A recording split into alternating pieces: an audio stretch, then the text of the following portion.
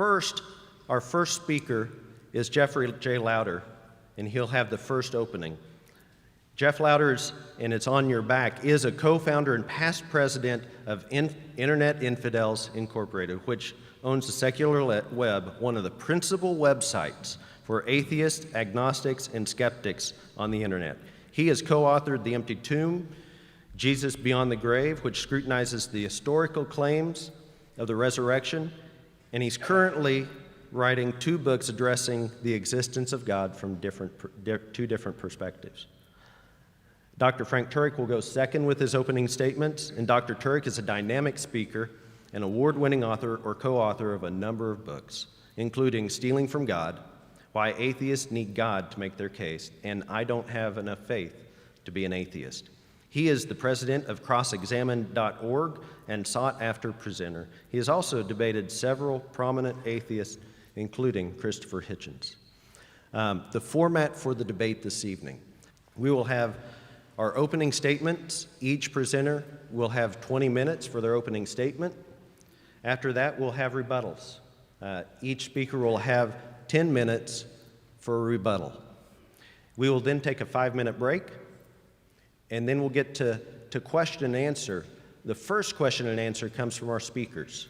They will have 10 minutes each to ask questions of the other presenter. And when they are finished asking the questions, we have 2 microphones on stands on either side. We'd like people to line up, and we'll have about a half an hour for question and answer from the audience. Following that, each speaker will have 5 minutes for a closing statement. With that in mind, we did the flip of the coin, and Mr. Lowder will start, and after that, Dr. Turek.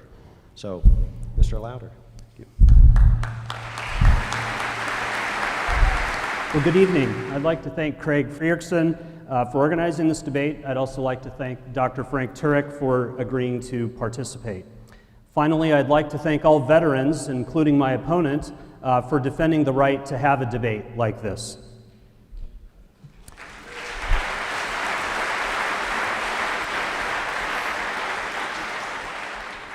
Now, speaking of our country, I thought I might be going on dangerous ground here, but I thought I'd borrow a slogan from the presidential campaign.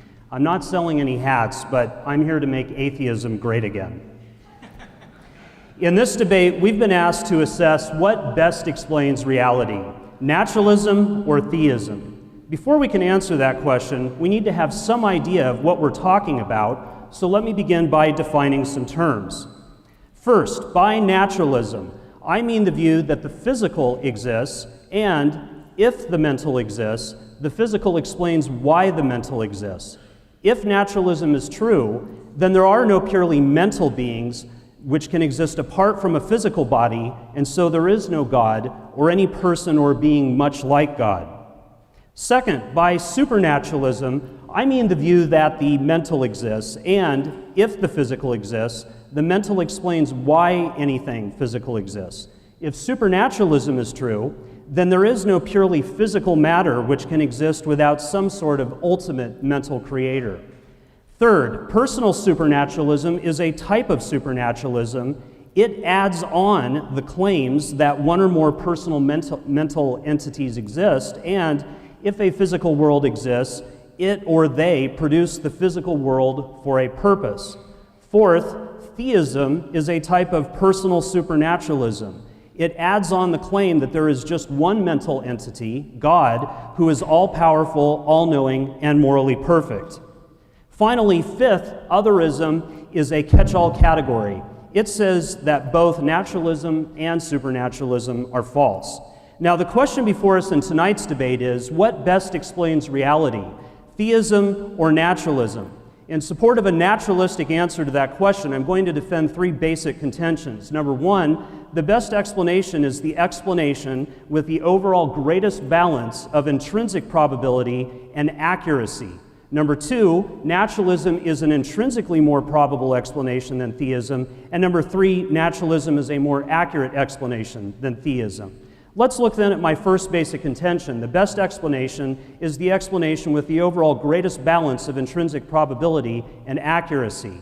By intrinsic probability of a hypothesis, I mean the probability independent of the evidence we have for or against it. The intrinsic probability of a hypothesis is determined entirely by its content, specifically its modesty and coherence.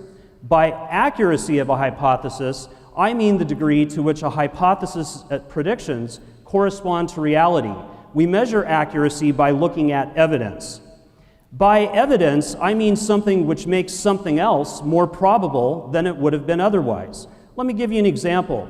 Imagine you have two jars of red and blue jelly beans. In the first jar, 90% of the jelly beans are blue and the rest are red. In the second jar, 90% of the jelly beans are red and the rest are blue. Now imagine you are handed a jelly bean from one of the jars, but you don't know which jar it came from. If it's a blue bean, that's evidence it came from the first jar, not the second.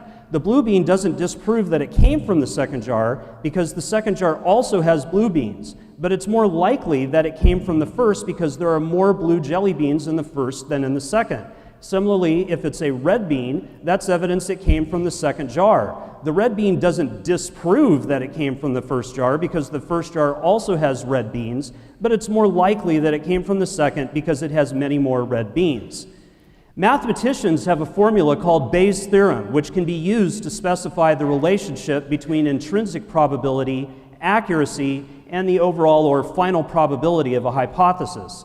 It follows from Bayes' theorem that a hypothesis will have a probability greater than 0.5 just in case it has a greater overall balance of intrinsic probability and explanatory power than do its alternatives collectively. Let's look then at my second basic contention. Naturalism is an intrinsically more probable explanation than theism. Intrinsic probability is determined by modesty, coherence, and nothing else. By modesty, I mean a measure of how much the hypothesis asserts. The more a hypothesis claims, the more ways there are for it to be false, and so before we start looking at the evidence, the less likely it is to be true. By coherence, I mean a measure of how well the parts of a hypothesis fit together. If the different parts count against each other, the hypothesis is less coherent and less likely to be true. Now consider naturalism and supernaturalism. They are symmetrical claims. Naturalism claims that the physical explains the mental, while supernaturalism claims that the mental explains the physical. Both claims are equally modest and equally coherent. Before examining the evidence, both positions are equally likely to be true. With these definitions in mind, then, I can now defend my second contention. Theism is a type of supernaturalism, but could be false even if supernaturalism is true. Furthermore, theism is less modest than either supernaturalism or naturalism. Therefore, before we look at evidence, it is less likely to be true than supernaturalism or naturalism, but that entails that naturalism is intrinsically more probable than theism. Finally, let's move on to my third contention. Naturalism is a more accurate explanation than theism for many facts. I'd like to present 7 lines of evidence that are red jelly beans, i.e. things that are more probable on naturalism than on theism. Number 1, naturalism is the best explanation for the fact that physical reality exists. If naturalism is true, then physical reality must exist. That's just part of what naturalism means. If theism is true, however, things look quite different. The existence of physical reality doesn't disprove theism. If God exists, God could have created physical space, matter, and energy as part of a plan to create a universe for human beings. But God could have also chosen to create other minds without physical bodies, such as angels. Or God could have chosen to create nothing at all. In other words, God's existence doesn't require a physical reality. So because the physical has to exist on naturalism, but does not have to exist on theism, it follows that the existence of physical reality is evidence favoring naturalism over theism. Number 2, naturalism is the best explanation for the fact that science has been so successful without the supernatural. Imagine a library that contains textbooks for all of the sciences, such as physics, chemistry, and biology, and summarizes current scientific knowledge. The percentage of such knowledge which makes no appeal to the supernatural is extremely high. Of course, one hears about specific scientific questions which allegedly do not have a plausible naturalistic explanation, such as cosmological fine-tuning, the origin of life and consciousness. But even if that is or were true, the history of science contains numerous examples of naturalistic explanations replacing supernatural ones, and no examples of the reverse. Indeed, naturalistic explanations have been so successful that even most theists concede that supernatural explanations are, in general, unlikely to be true. Such explanatory success is just what we would expect on naturalism, which entails that all supernatural explanations are false, than it is on theism. And that's my second line of evidence against theism. Number 3, naturalism is the best explanation for the fact that complex life evolved from simple life. I'm going to list 5 scientific facts which support biological evolution. Since Dr. Turek likes acronyms, I'm going to give you the evidence in an acronym, BONES. B is for biogeography, O is for vestigial organs, N is for natural selection, E is for embryology, and S is for stratified fossil record. Let's look very briefly at each of these. First, the evidence indicates that the habitats of plants and animals are distributed in a puzzling way. For example, why are there no land-based mammals on any islands more than 300 miles away from the mainland? As University of Chicago biologist Jerry Coyne puts it, the biogeographic evidence for evolution is now so powerful that I've never seen a creationist book, article, or lecture that has tried to refute it. Secondly, a variety of animals have organs which display traits that would be unnecessary if the organs had been designed from scratch, but would have been useful to an ancestor. Thirdly, when the genetic differences between living things provides an advantage, things with that advantage tend to be more successful at survival and reproduction than things without that advantage. This is the essence of the process Darwin called natural selection. Fourth, as Coyne puts it, the evidence indicates that all vertebrate embryos begin development in the same way, looking like embryonic fish, but as they progress, they often go through strange contortions before reaching their final form.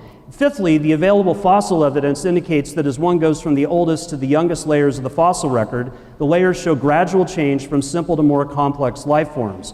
Taken together, the bones evidence is much more probable on biological evolution, which says that complex life evolved from simple life through transgenerational genetic change, than it is on special creationism, which says that God created all life virtually simultaneously. If either naturalism or supernaturalism is true, life could exist or not exist. Now, if naturalism is true and life exists, evolution pretty much has to be true. But if theism is true, God didn't have to use evolution. Furthermore, since theism says that at least one mind existed before any physical matter, it gives a reason to expect that any other minds are fundamentally non-physical. But that in turn leads us to predict conscious life was created independently of non-conscious life, contrary to what evolution claims. So theism predicts that evolution is false, and thus the scientific fact of evolution is more likely on naturalism than on theism, and so that's my third line of evidence against theism. Number 4, naturalism is the best explanation for the biological role and moral randomness of pain and pleasure. I'm going to give 3 lines of evidence. First, moral agents experiencing biologically useful pain and pleasure. Suppose you're a teenager sleeping in a hotel that is caught on fire. The hotel is old and doesn't have smoke alarms. The fire gets closer and closer to you until you're actually in pain from the smoke and the intense heat. Your pain wakes you up in time for you to escape. You survive and start a family in your 20s. Your pain in this case was biologically useful because it contributed to your survival. This is just what we would expect on naturalism, and human beings are the products of evolution by natural selection. Second, moral patients experiencing biologically useful pain and pleasure. Most human beings are moral agents, people who can be held responsible for their actions and their consequences. But some human beings, such as young children and humans with certain mental disabilities, as well as non-human sentient animals, such as primates and dolphins, are moral patients, sentient beings who can be harmed from their own point of view, but are not responsible for their actions. On naturalism, we would expect that biological sentient beings, including moral patients, would experience pain and pleasure because moral patients are biologically similar to moral agents. On theism, however, we would predict that moral patients do not suffer the same kind of pain as moral agents because such pain plays no known moral role in the lives of the moral patients who experience it. Third, sentient beings experiencing gratuitous pain and pleasure. Consider, for example, an animal trapped in a forest fire suffering horrific pain as it's slowly burned to death. On the one hand, this kind of pain is biologically appropriate. It's biologically useful that animals in general feel pain when they come in contact with fire. But on the other hand, this specific instance of pain was not biologically useful because it did not contribute to the biological goals of survival or reproduction.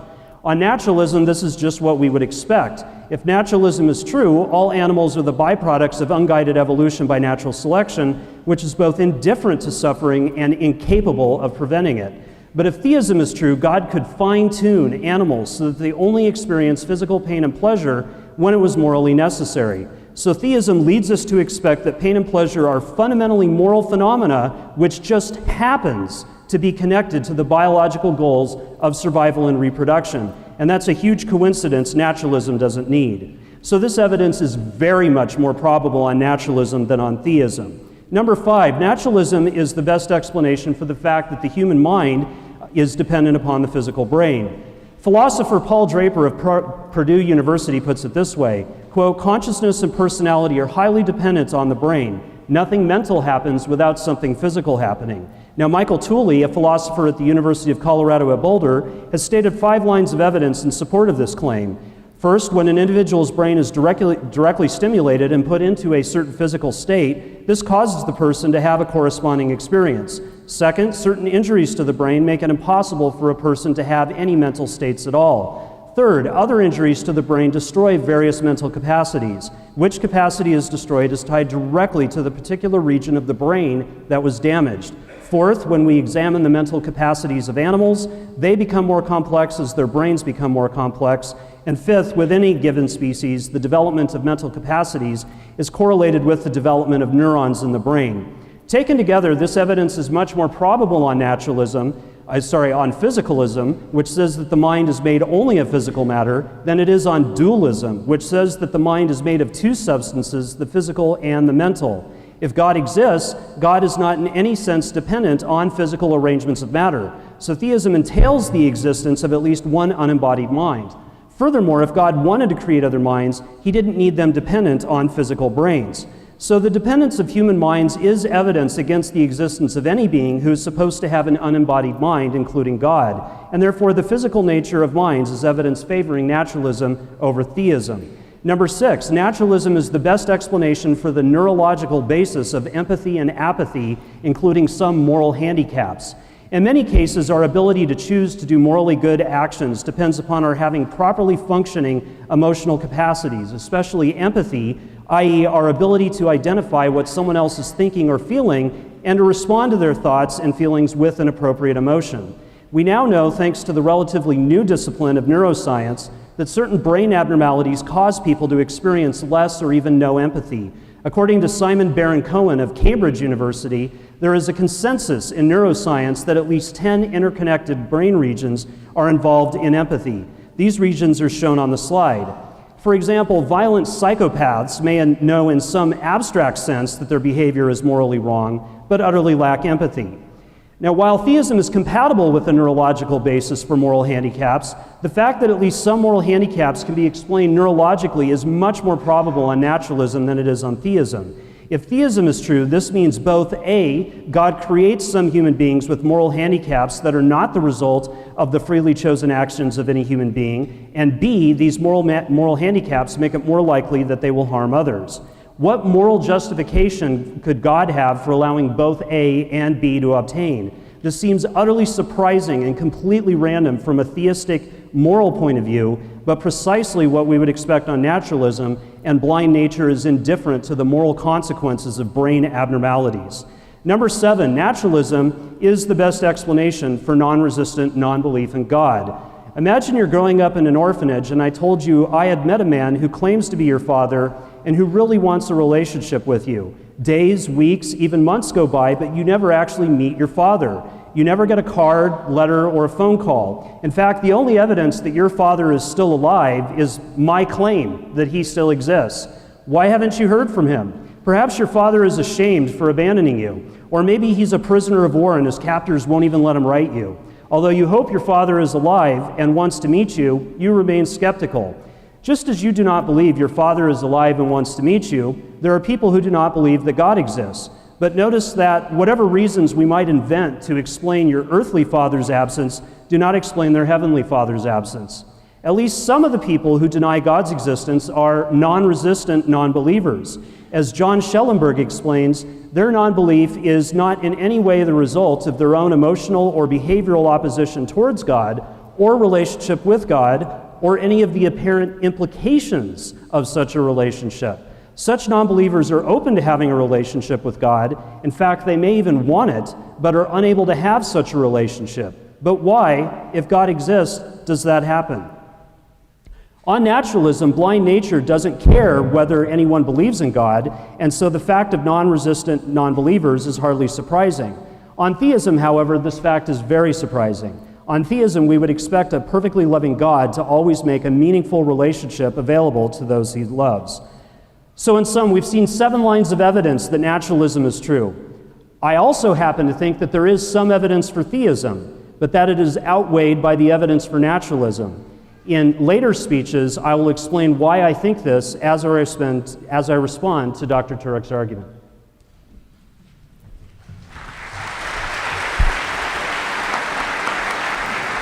Thank you, Mr. Lowder. And now Dr. Turek. I've had the opportunity to debate some brilliant atheists. One of them was Christopher Hitchens, who sounded even more brilliant than he was because he had a British accent. Now, I'm not making this up, but Jeffrey is way smarter than Christopher Hitchens. But he doesn't have a British accent, so I may have a chance here. Okay? In fact, Jeffrey, as you can see, has real arguments. And so it's a privilege to interact with Jeffrey on this. And by the way, Jeffrey, too, is a veteran. Thank you. Thank you.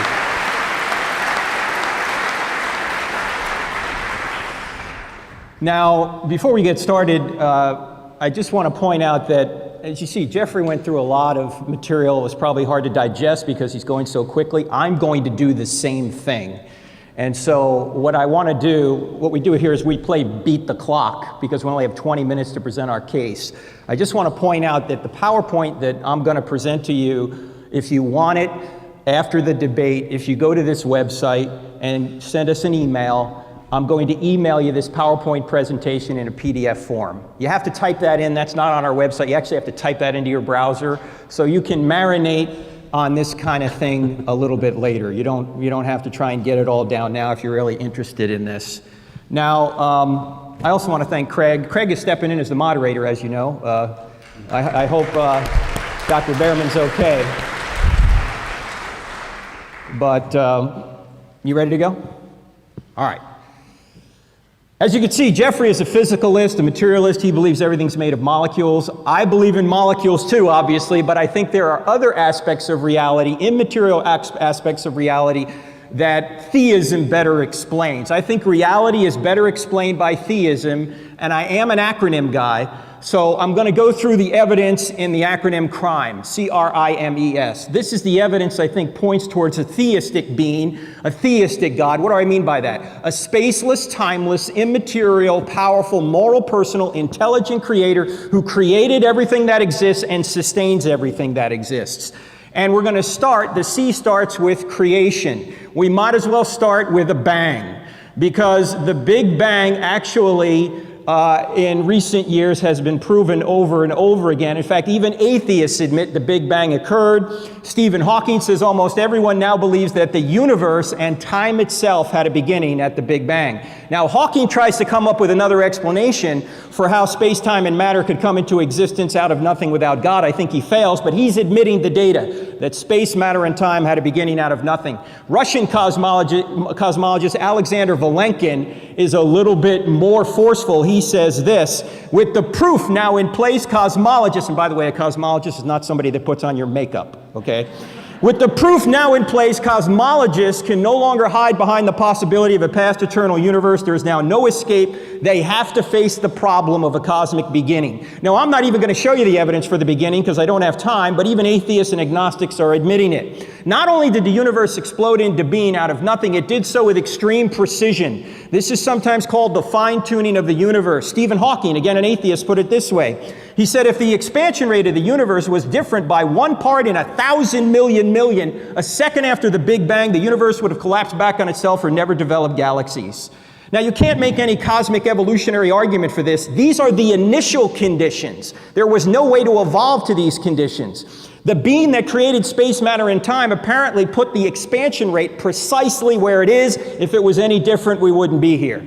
And there are scores of constants about our current natural laws and that show that the universe appears to be fine-tuned, designed. In fact, the gravitational force, I'll just talk about one more.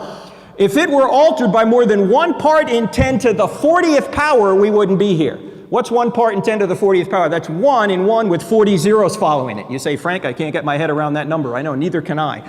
Take a tape measure and stretch it across the entire known universe. That's a long way.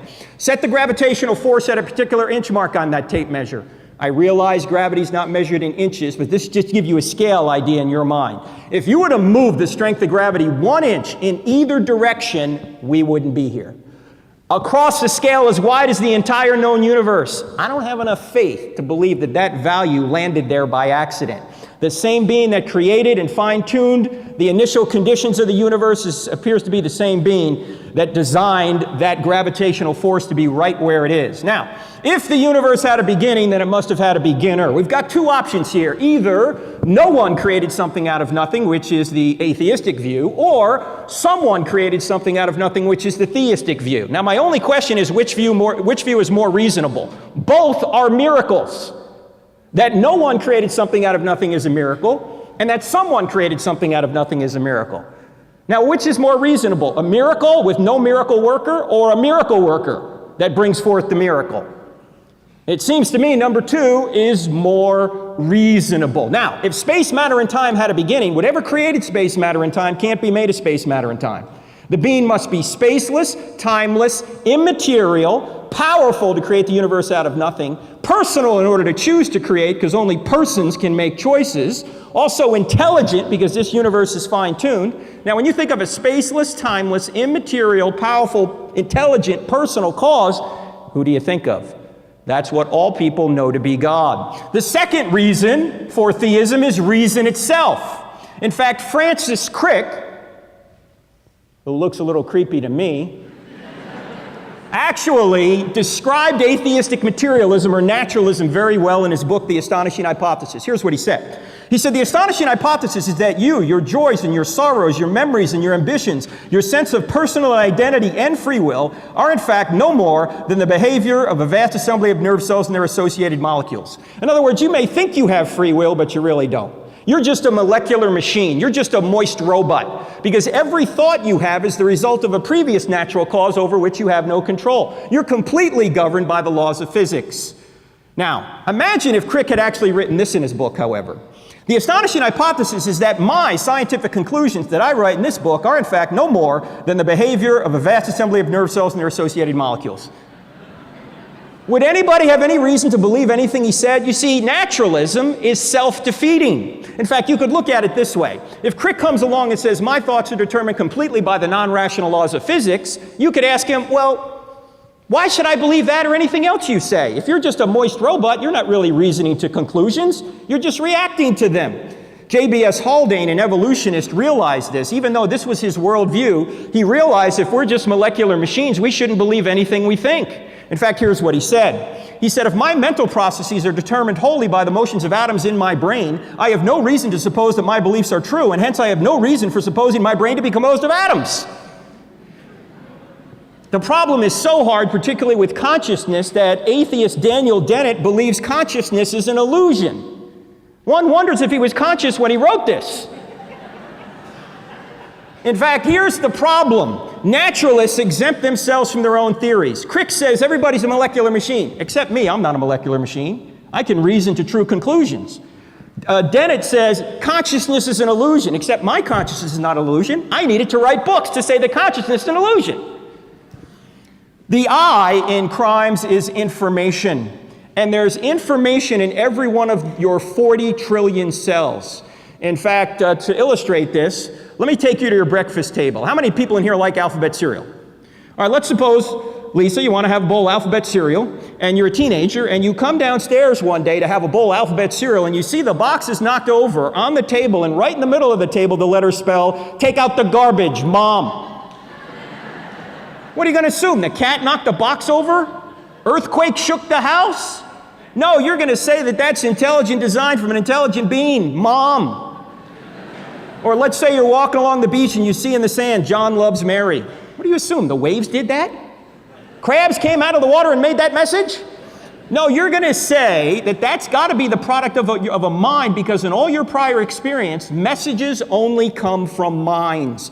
Well, if messages only come from minds, where does this message come from? DNA, the 4-letter genetic alphabet that every living thing has. Your DNA is 3.5 billion letters long. All the letters are in the right order, and there's no known natural reason why the letters are in the order they're in. A always goes with T and C always goes with G, but up the spine of the DNA molecule, there's no known reason why it goes in that order. That's literally your software. In fact, we could say this: DNA is like a message. It's like take out the garbage mom, it's just a lot longer. It's 3.5 billion letters long. If take out the garbage mom requires intelligence, then a message 3.5 billion letters long requires intelligence as well. In fact, even Bill Gates, who I do not believe is a Christian, he's been an atheist for many years, realized that the source of information is immaterial with an intelligent source. Here is what Gates said. He said, DNA is like a computer program, but far, far more advanced than any software ever created. Hey, where I come from, if there's a program, there must be a programmer. If there's a code, there must be a coder. If there's a message, there must be a messenger. Now, the M and E in crimes are morality and evil. You might find it strange that evil is actually an argument for God, but I'll get to it. We're going to do these things in tandem. And in fact, I'm trying to make the argument from these pieces of evidence that God exists through creation, reason, information, morality, and I'll get to science in a few minutes. But evil is supposed to be an argument against God. Is it really? I was in South Dakota recently at a church. I was doing a series of events over several nights at a church. I was going through the I don't have enough faith to be an atheist material. On the second night there were a couple of young men in their early 20s who expressed a lot of skepticism at the Q&A microphone about what I was saying. They were atheists. Not uncommon. When you call something I don't have enough faith to be an atheist, atheists are going to show up, and I welcome the interaction. Anyway, the next night, about a 50-year-old man got up to the podium, or to the question mic, and he had a question on a piece of paper, and he started to read it, but he couldn't. He broke down crying. So I went down into the audience, and he handed me the piece of paper. It was actually 2 pieces of paper, and he just said to me, read it, read it. So I walked back up to the platform. I'm trying to read this. I'm trying to digest this 2-page question. By the time I get up to the platform, I realized this man was upset for 2 reasons. Reason number 1, his family just discovered recently that their daughter had been sexually molested by a friend of the family, a man in his 40s, from the time she was age 4 to 14, for 10 years, in their own home, right under their noses. The second reason this man was upset was because the 2 young men who were there the night before were his sons. They used to be Christians, and now they're atheists. They said, if there is a good God, he wouldn't allow all this evil to occur. He wouldn't allow this to happen to our sister. There is no God. So he was upset not only to what happened to his daughter, but he thought he lost his sons. So I said to him, his name is Steve, I said, Steve, it's okay to be mad at God. The Bible writers are mad at God. Read Lamentations, read Habakkuk, read some of the Psalms. They're mad at God as well. He can take it. But I hope this is a phase. At some point, they're going to realize this is not a good argument against God. In fact, it's actually an argument for God. Oh, I forgot to tell you. The man who did this is still on the streets. Everybody knows who did it, but he's on the streets. Why? Because every time the trial comes up, Jessica, his daughter, can't testify against him. Psychologically, she checks out. So I said to Steve, Steve, can we go talk about this after the seminar instead of in front of 300 people? He said, sure. So the thing ended at 10 o'clock. We went out for dinner. For an hour and 15 minutes, he just told me everything that happened. It was very cathartic for him. I can't believe I didn't see this. I said, Steve, you'll know when the right time is to say this to your sons, but I want you to say this. if there is no God, what this 40-year-old man did to your sister isn't really wrong. It's just a matter of opinion.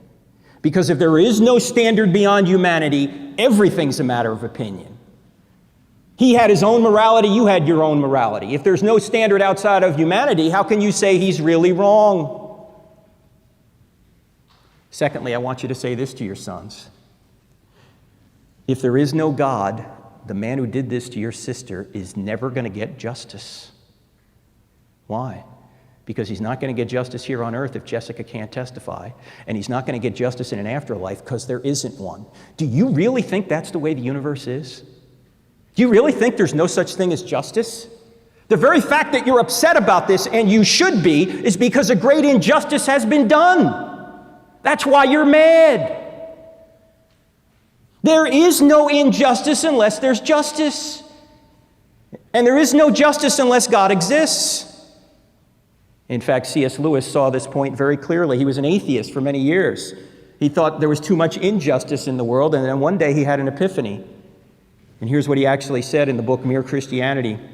As an atheist, my argument against God was that the universe seems so cruel and unjust, but how had I got this idea of just and unjust? A man does not call a line crooked unless he has some idea of a straight line. What was I comparing this universe with when I called it unjust? You see, something can't be unjust unless something is just. Something can't be not right unless something is right. Something can't be immoral unless something is moral.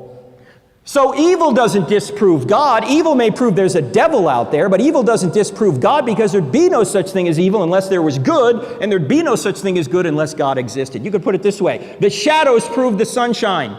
In order to have shadows, you have to have sunshine. In other words, in order to have evil, you have to have good. Oh, you can have sunshine without shadows. You can have good without evil, but you can't have evil without good. Evil exists only if good exists, and good exists, objective good, only if God exists. In fact, I know this is going to sound counterintuitive, but if evil exists, God exists. Not because God is doing evil, but because God is the standard of good, which makes evil even possible. We wouldn't even know what it was unless God existed and good existed. And oh, by the way, Jessica decided to do something positive with this horrific series of events. She actually wrote a book. It's called Not Your Princess by Jessica Mitzel. I had the opportunity to read a chapter of this, and I couldn't read any further. But now she is getting phone calls, and she is getting emails from other young women and even young boys that are going through this. So you might pray for her, because she psychologically has trouble enough dealing with her own problem. Now she's a counselor to others. So, to sum this up, I actually don't think evil should be in the no column. I think evil actually fits in the yes column. Now, finally, science. How does science point to God? People are always saying science points away from God. I think science points to God because science actually needs a being like God in order to work. You say, how so? Science requires nature to be goal-directed. Why is nature that way? Why do the planets reliably go around the sun? Why don't they do random motions or start and stop? You say, Frank, because there's a law like gravity. I know, but why is gravity there? And why is gravity so persistent and consistent? Why does it do the same thing over and over again very precisely? I mean, laws come from lawgivers. Where does the law of gravity come from? Not only do non-living things have direction, so do living things, unconscious living things, like an oak tree. Where does an oak tree come from? An oak tree comes from an acorn. Well, why does an acorn always become an oak tree if it's properly nourished? Why doesn't it become an elm tree or a birch tree or a seahorse? Because it's programmed to become an oak tree. It's got DNA in there. It's programmed to become an oak tree. Well, who programmed it? Now, is an acorn conscious? Is an acorn sitting in the ground going, all right, how do I become an oak tree? What do I need to do here? No. But if properly nourished, the acorn has a direction. It has a goal to it. And if it doesn't have a mind of its own directing it toward that goal, there must be an external mind directing it toward a goal. This is why Aristotle said you need an unmoved mover. He called this final causality. It's irrelevant if the universe had a beginning on this argument. Why? Because right now, nature's goal-directed. It needs a mind directing it toward an end. Thomas Aquinas picked this up in the 1200s and called it his fifth way to argue for God. There's an external mind keeping nature going in its direction. In fact, you have gone in a direction. This is you in the womb at 11 weeks. Well, let's go back even further than 11 weeks. Let's go back to when your mother and your father got together to conceive you. Have you guys had this talk before? I see some young people in here, so I'll try and be discreet. I also see some old people in here, so I'll try and be discreet as well in case you've forgotten how this works. When your mother and father got together, your mother unconsciously perfumed her egg. And then your father sent the entire population of the United States, 300 million soldiers, toward your mother's egg. And then there was a race. And you won. Don't let anyone ever tell you you're not special. You beat out 300 million others. You have blown away anything Michael Phelps has done. Now, seeing some of you limp in here earlier makes it hard for me to believe you were the fastest soldier in the gene pool. But you were. Now, your soldier was 20 to 30 times smaller than a grain of salt, yet it contained half of the genetic information that makes you you. And your mother's egg was about the size of a period at the end of a sentence in an average book, and it contained the other half of the genetic information that makes you you. And when your soldier and your egg came together, a new 100% genetic human being was created. You have not received any more genetic information from that point till right now. In fact, there are only 4 things separating you from adulthood: time, air, water, and food.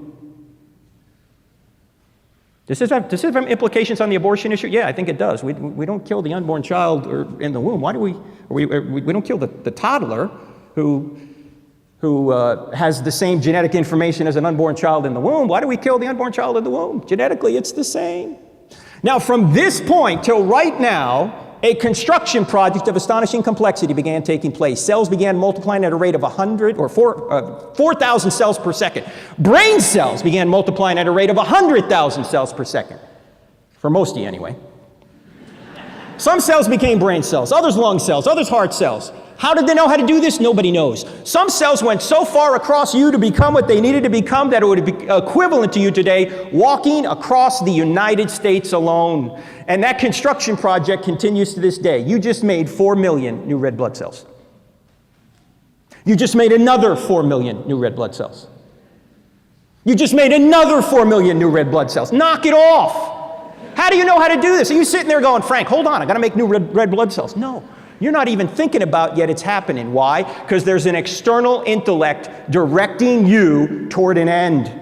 In fact, Sir Fred Hoyle, who was not a Christian, he was an atheist, maybe became a believer at the end of his life, but after he saw this argument and the fine-tuning of the universe, here's what he said. He said, a common-sense interpretation of the facts suggests that a super-intellect has monkeyed with physics as well as chemistry and biology, and that there are no blind forces worth speaking about in nature.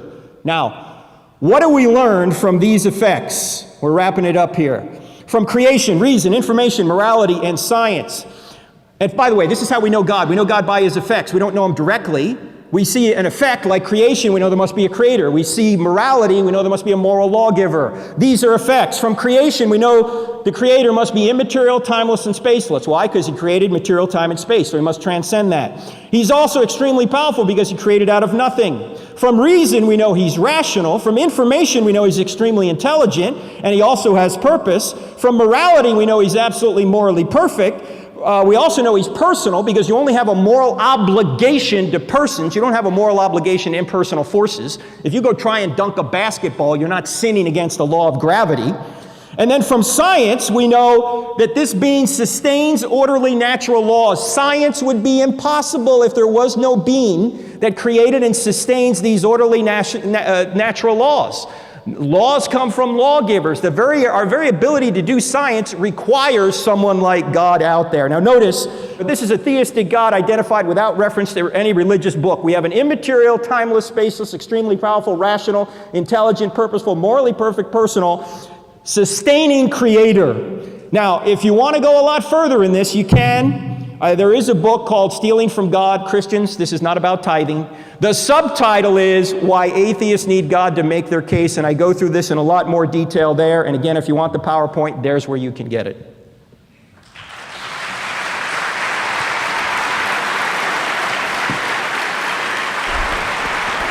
Thank you, Dr. Turek. Now that each presenter has given their positive perspective, their positive case for their perspective, we will give each of them 10 minutes to do a rebuttal to the other's perspective. And again, we'll start with Mr. Lowder.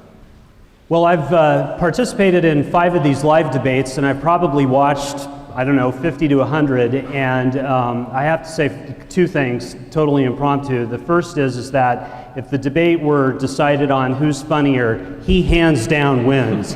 He's awesome. He's hilarious.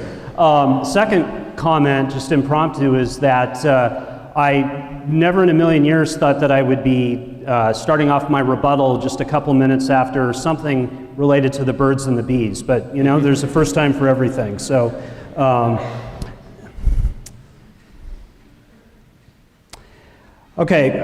so let's go ahead and dive in. For each letter in Crimes, naturalism can steal these concepts from God if and only if A, naturalism is logically incompatible with the concept represented by that letter, and B, positing an all-powerful God explains that concept and not just assumes it. But as I will explain, each letter in Crimes fails one or both conditions. Now, since repeatedly accusing an innocent person of a crime harms the accused, I'm going to frame my response as an acrostic of my own: victims. V is for value, I is for induction, C is for causality, T is for time, I is for information, and M is for morality.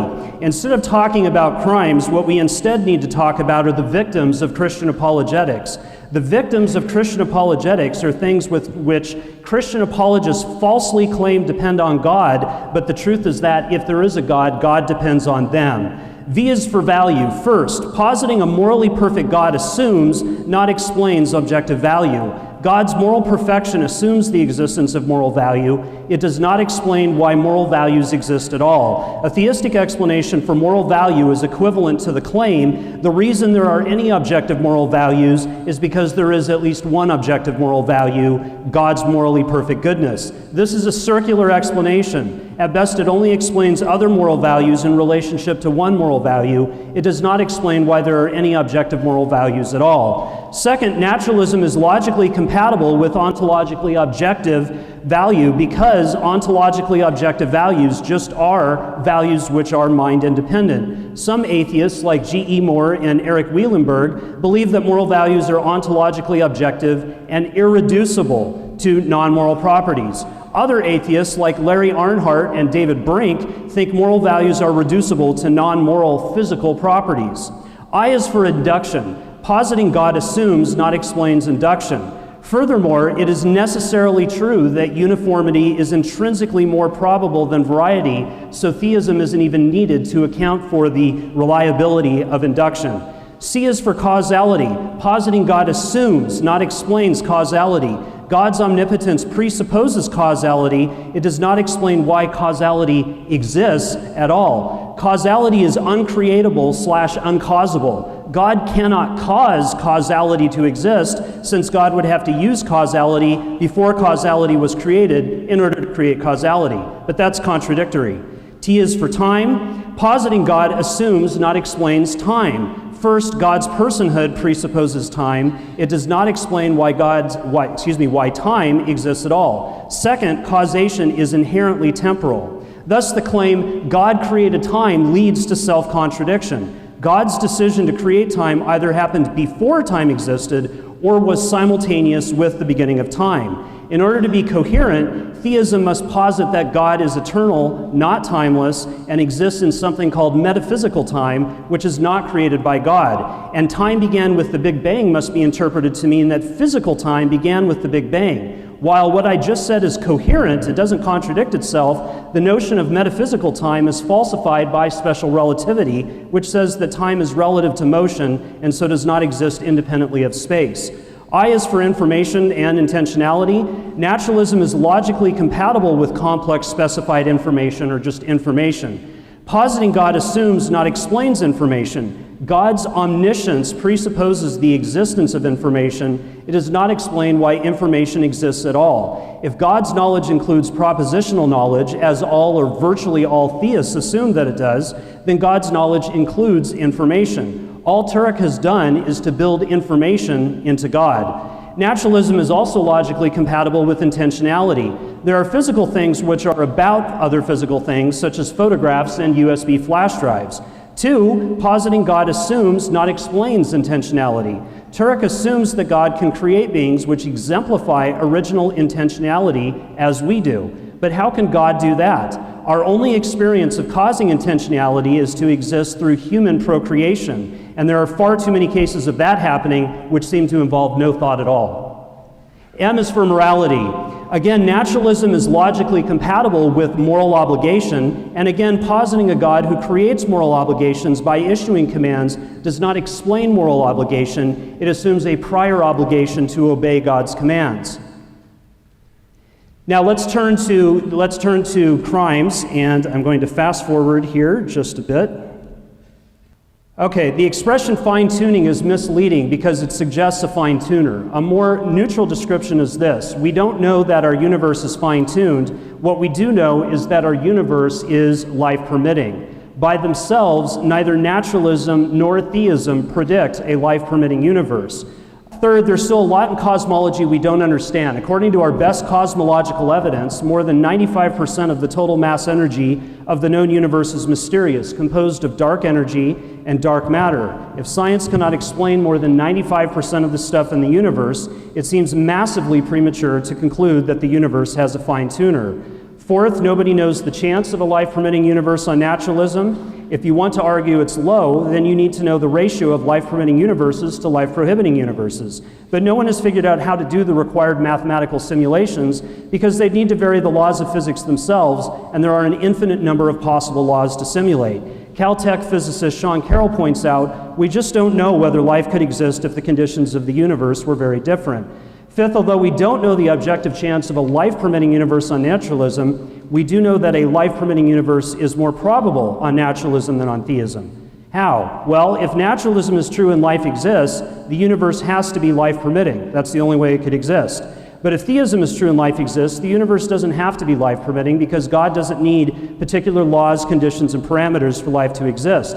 So given that the universe contains life, the fact that life exists in a way consistent with physics favors naturalism, not theism. Sixth, claiming that fine-tuning is evidence for theism is like pointing to a clean speck on an otherwise dirt-covered car to claim that Mr. Clean owns it. Likewise, the vast majority of the universe is hostile to life. Given that the universe is life-permitting, its hostility to life is more probable on naturalism than on theism. Since these last 2 points are additional evidence against theism, we can take Dr. Turek's tape measure and stretch it all the way over to the naturalism side of the stage where it belongs. He says atheists think no one created the universe out of nothing, and he doesn't have enough faith to believe that. Well, first, I don't either, which is why I don't believe that. Second, we need to follow Sean Carroll's advice. As he writes, when we talk about the Big Bang model, we have to be careful to distinguish that from the Big Bang itself. With that in mind, then, I'm going to skip several of this evidence, but when cosmologists work backwards in time, they reach a period called the Planck era, which happened just after the start of the universe's expansion. They don't understand what happened at the start of that era.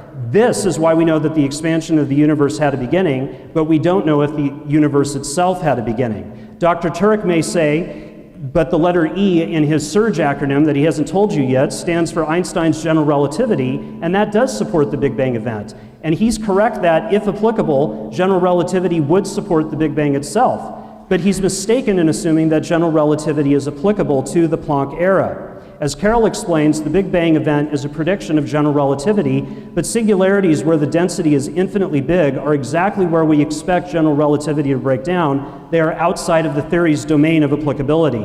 So Dr. Turek's E doesn't support the claim that the universe had a beginning, and therefore he hasn't shown that the Big Bang model is evidence against naturalism. Third, positing God assumes, not explains time.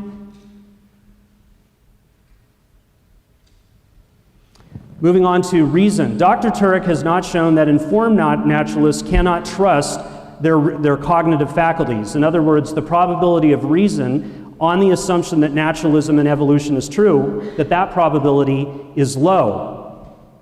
Generally, my personal hunch is that that probability value is inscrutable. But with that said, I can say that generally reliable cognitive mechanisms systematically promote survival. The content of our beliefs does cause behavior, true beliefs cause adaptive behaviors, and natural selection can produce cognitive mechanisms which are generally reliable. See, he also talked about information. A couple of objections here. The first objection is that neither naturalism nor theism predict biological information such as DNA. So what's the probability of life on naturalism? It's less than 1/2. But what is it on theism? It's also less than 1/2. Naturalism, supernaturalism, and theism are all logically compatible with life existing and with life not existing. The content of naturalism says that the physical exists, but it says nothing explicitly about life. In contrast, not only does neither supernaturalism nor theism say anything about life, but neither supernaturalism nor theism require that the physical exists. How am I doing on time? You're right at time. Okay, thank you.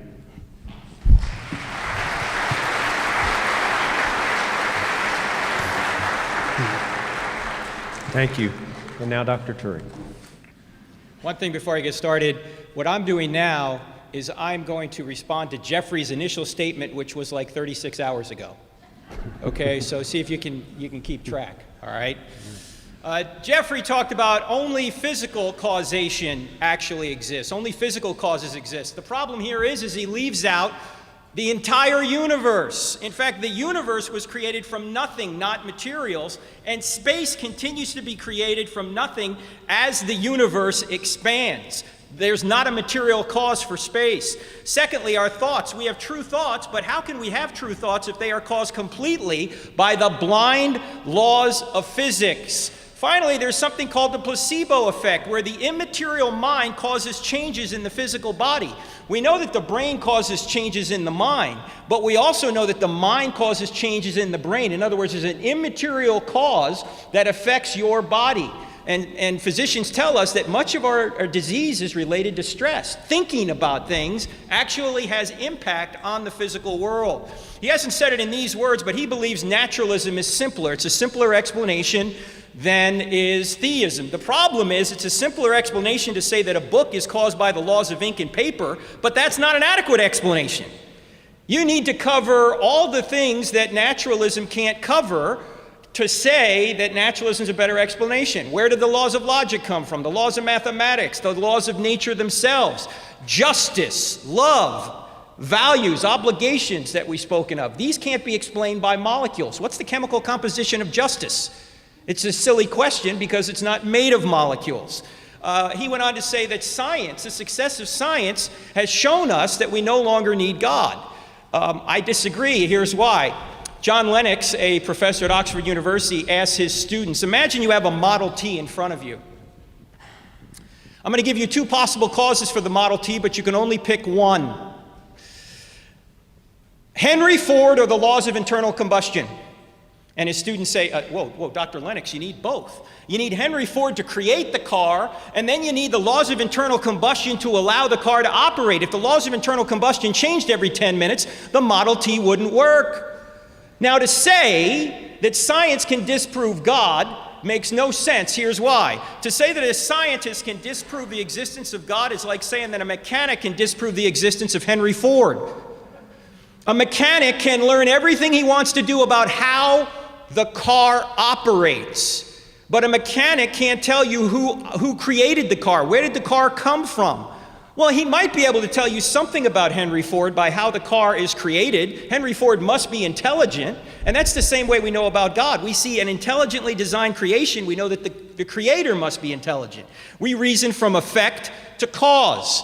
And so when we see something designed, we know there must be a designer. So the point here is that science can't demonstrate that God doesn't exist. Science actually needs God to create things and then hold the natural world together and keep it constantly moving in a direction so we can even do science. He talked about macroevolution. Now, this is a big topic. It's very hard to cover in 1 minute, but I'll try. The 3.5 billion letter genetic code, the genome, is positive evidence for intelligence. Even if macroevolution is true, there's no naturalistic explanation for a 3.5 billion letter message. Secondly, mutations to the inherently created genome or intelligently created genome are nearly always harmful.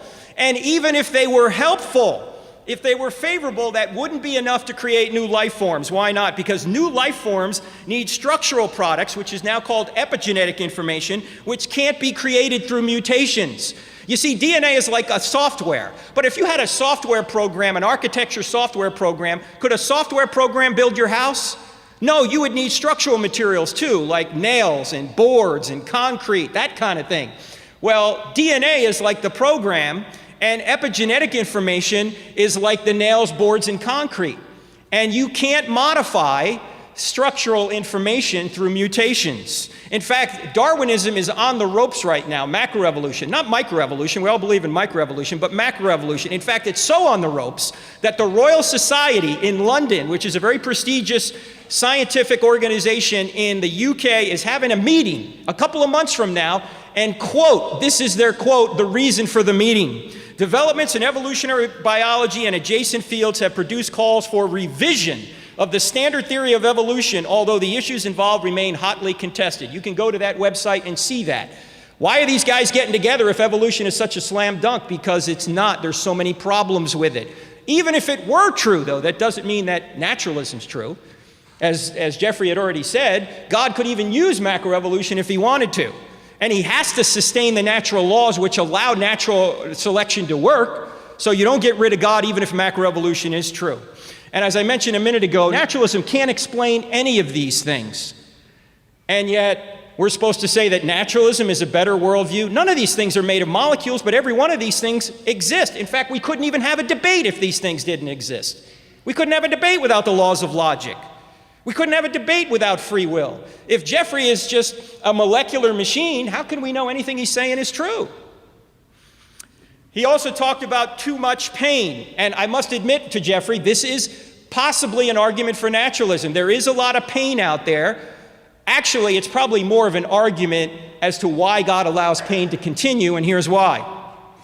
This is actually a moral objection. But moral objections don't disprove God. They require God to exist, because if there is no God, flourishing is not objectively good and pain isn't objectively bad. So there's nothing to complain about. And of course, Christianity says this world isn't the end of the story. We realize there's pain, and we have a reason for it. It's a fallen world. It explains this fallen world and ensures that a restored, flourishing world where justice will be done. Christianity assumes that justice will be done, and if Christianity is true, it will be done. He talked about a mind without a brain.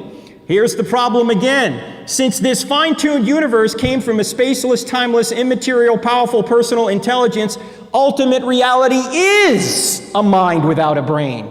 That's the whole point. He's leaving out the greatest exception, the universe itself. Laws also require a lawgiver. The laws of logic, math, morality, and nature are imposed by or derived from an immaterial mind, and to say that there's no mind without a brain ignores points 1 and 2 I just mentioned, and it begs the question in favor of naturalism. Of course, here on Earth we need a brain to have a mind, but the question is, can a mind exist without a brain? That's the very question we're looking at. To rule it out in advance is to beg the question. Now, Jeffrey said that neuroscience can show the mind is the brain. Or he hinted at that studies in neuroscience can show the mind is the brain, that materialism's true. There is no way in principle neuroscience could ever prove that. Ever. You say, how can that be? Well, because if the mind is the brain, no science, including neuroscience, is reliable. You say, how so? If the neuroscientist is just a moist robot, there's no reason to trust any of his observations or conclusions, because they are all determined by the laws of physics. So any experiment he tries to run in order to show that materialism's true has to assume materialism's false, because he doesn't think he's a molecular machine. He's trying to show everybody else is. And if he thinks he's a molecular machine, he shouldn't trust his observations. He talked about honest non-belief. Why is there honest non-belief? We can only speculate here, but it could be to encourage a longer search that grows character and maturity. If God brought people to faith immediately, as soon as they started seeking, maybe people wouldn't grow and mature. It might be to bring greater benefits by delaying a conversion. For example, a searching atheist may bring more people to Christ later rather than now as his contacts expand. And it could also be to prevent someone from whom God knows will later fall away from becoming more culpable. He talked about how there can be obligations without God. No, there can't. Here's why. We have an obligation to do good and shun evil. But objective good only exists if God exists. Therefore, real moral obligations to do good can only exist if God exists. He also talked about gratuitous evil, that there's no purpose for some evil in this life, but how could you know that? Only someone with an eternal perspective, God, could know that. With trillions of interacting choices made every day, every evil may result in good either now, later, or in eternity. This is called the ripple effect. Everything that affects, or everything that happens in life ripples forward into the future to affect trillions of other events and people. We can't track all of those ripples, but an infinite mind can. When you ask me, why does a baby die? I can tell you why babies die in general. We live in a fallen world, but I can't tell you why a particular baby dies. Why? Because I can't see the future. God can. He can see how good can result from evil, even if we can't. And finally, this earthly life is not the end of the story. If God exists, his justice spills into eternity. If God doesn't exist, evil and injustice don't exist, so there's nothing to complain about. There's no problem at all. Now, a very wise pastor out in Notre Dame about 150 years ago in France realized that there was a problem with people who say, well, if God is all loving and all powerful, why doesn't he stop evil? He must not exist, or he's not all powerful, or he's not all loving. Because there's something missing from this supposed dilemma. Yes, God is all powerful and he's all loving, but what they forget is God is also all wise. And here's what this pastor said 150 years ago. He said, if God would concede me his power for 24 hours, you would see how many changes I would make in the world. But if he gave me his wisdom too, I would leave things as they are.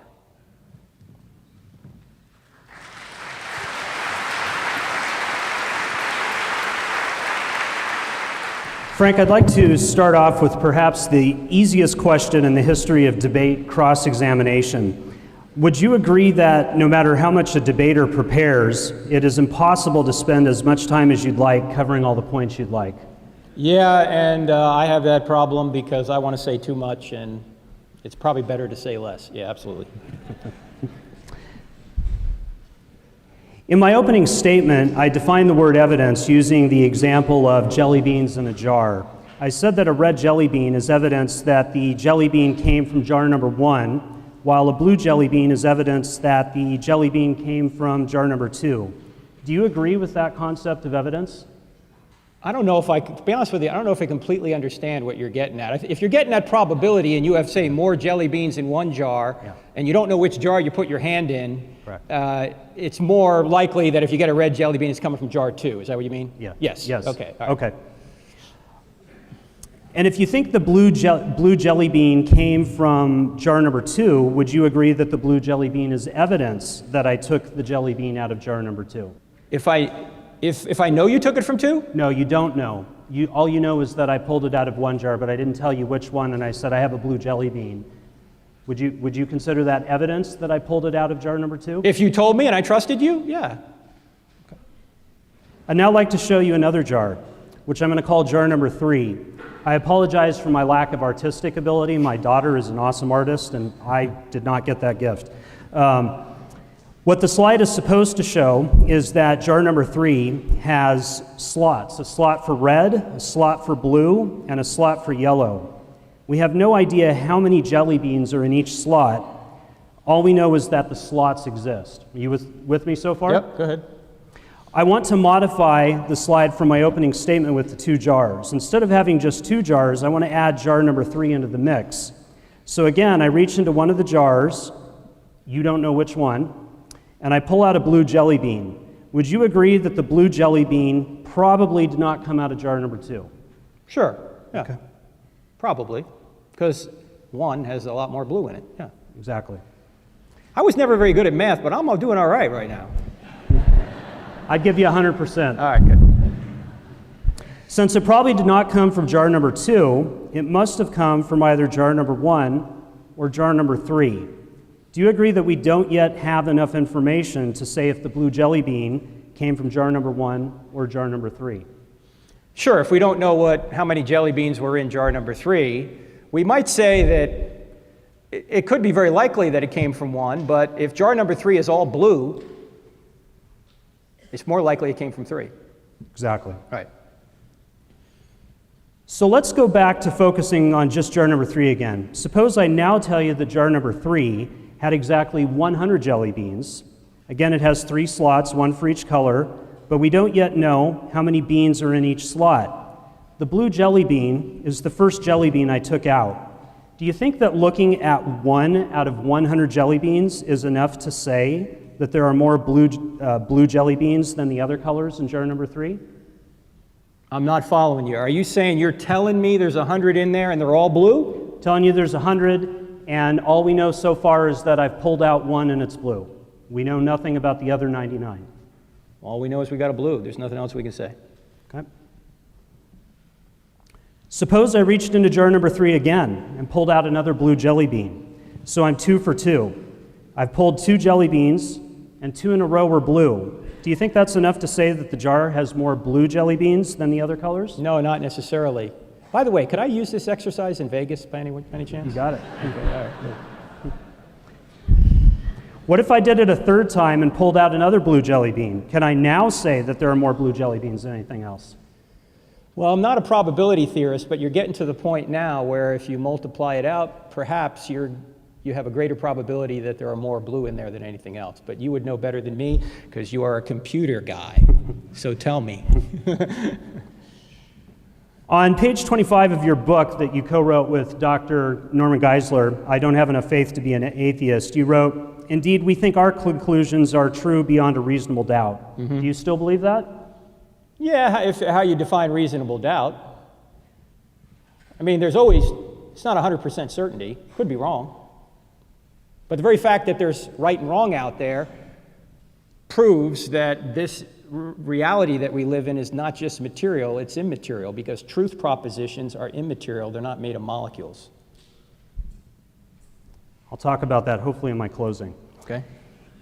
In that book, you discuss many arguments for God's existence. Out of the many arguments you discuss, would you agree that you spend most of your time defending cosmological, teleological, and moral arguments for what I'll call generic theism? You say other stuff too. Yeah, sure. In the would that be fair? first half of the book, and then the second half of the book is more New Testament. Yeah. Okay. That's fair. And this might get back to what the expression reasonable doubt means. On page 25 of your book, again, I Don't Have Enough Faith to Be an Atheist, you wrote that you are 95+% certain that your conclusions are true. Do you still believe that? Well, yeah, I would. Now, here we're running into something called the fallacy of false precision. When I say 95%, it's kind of a colloquial thing. You know, I think it's very certain, not completely certain. But is it 95 or 94 or... You know, that's kind of the fallacy of false precision. I don't know. It's very difficult to assign probabilities to things and come up with a precise probability overall, because that probability overall is dependent upon how good your probability estimates are in the equation. And they could be slightly off or greatly off, and then that would throw that number off. So right. We're not using this in a mathematical sense, say. We're using it kind of in a true beyond a reasonable doubt, like you would in a courtroom. It's just an illustration. Right, sure. Yeah, and that's fine. I'm not trying to pin you to a precise point numerical estimate. Actually, we're 94.7% sure.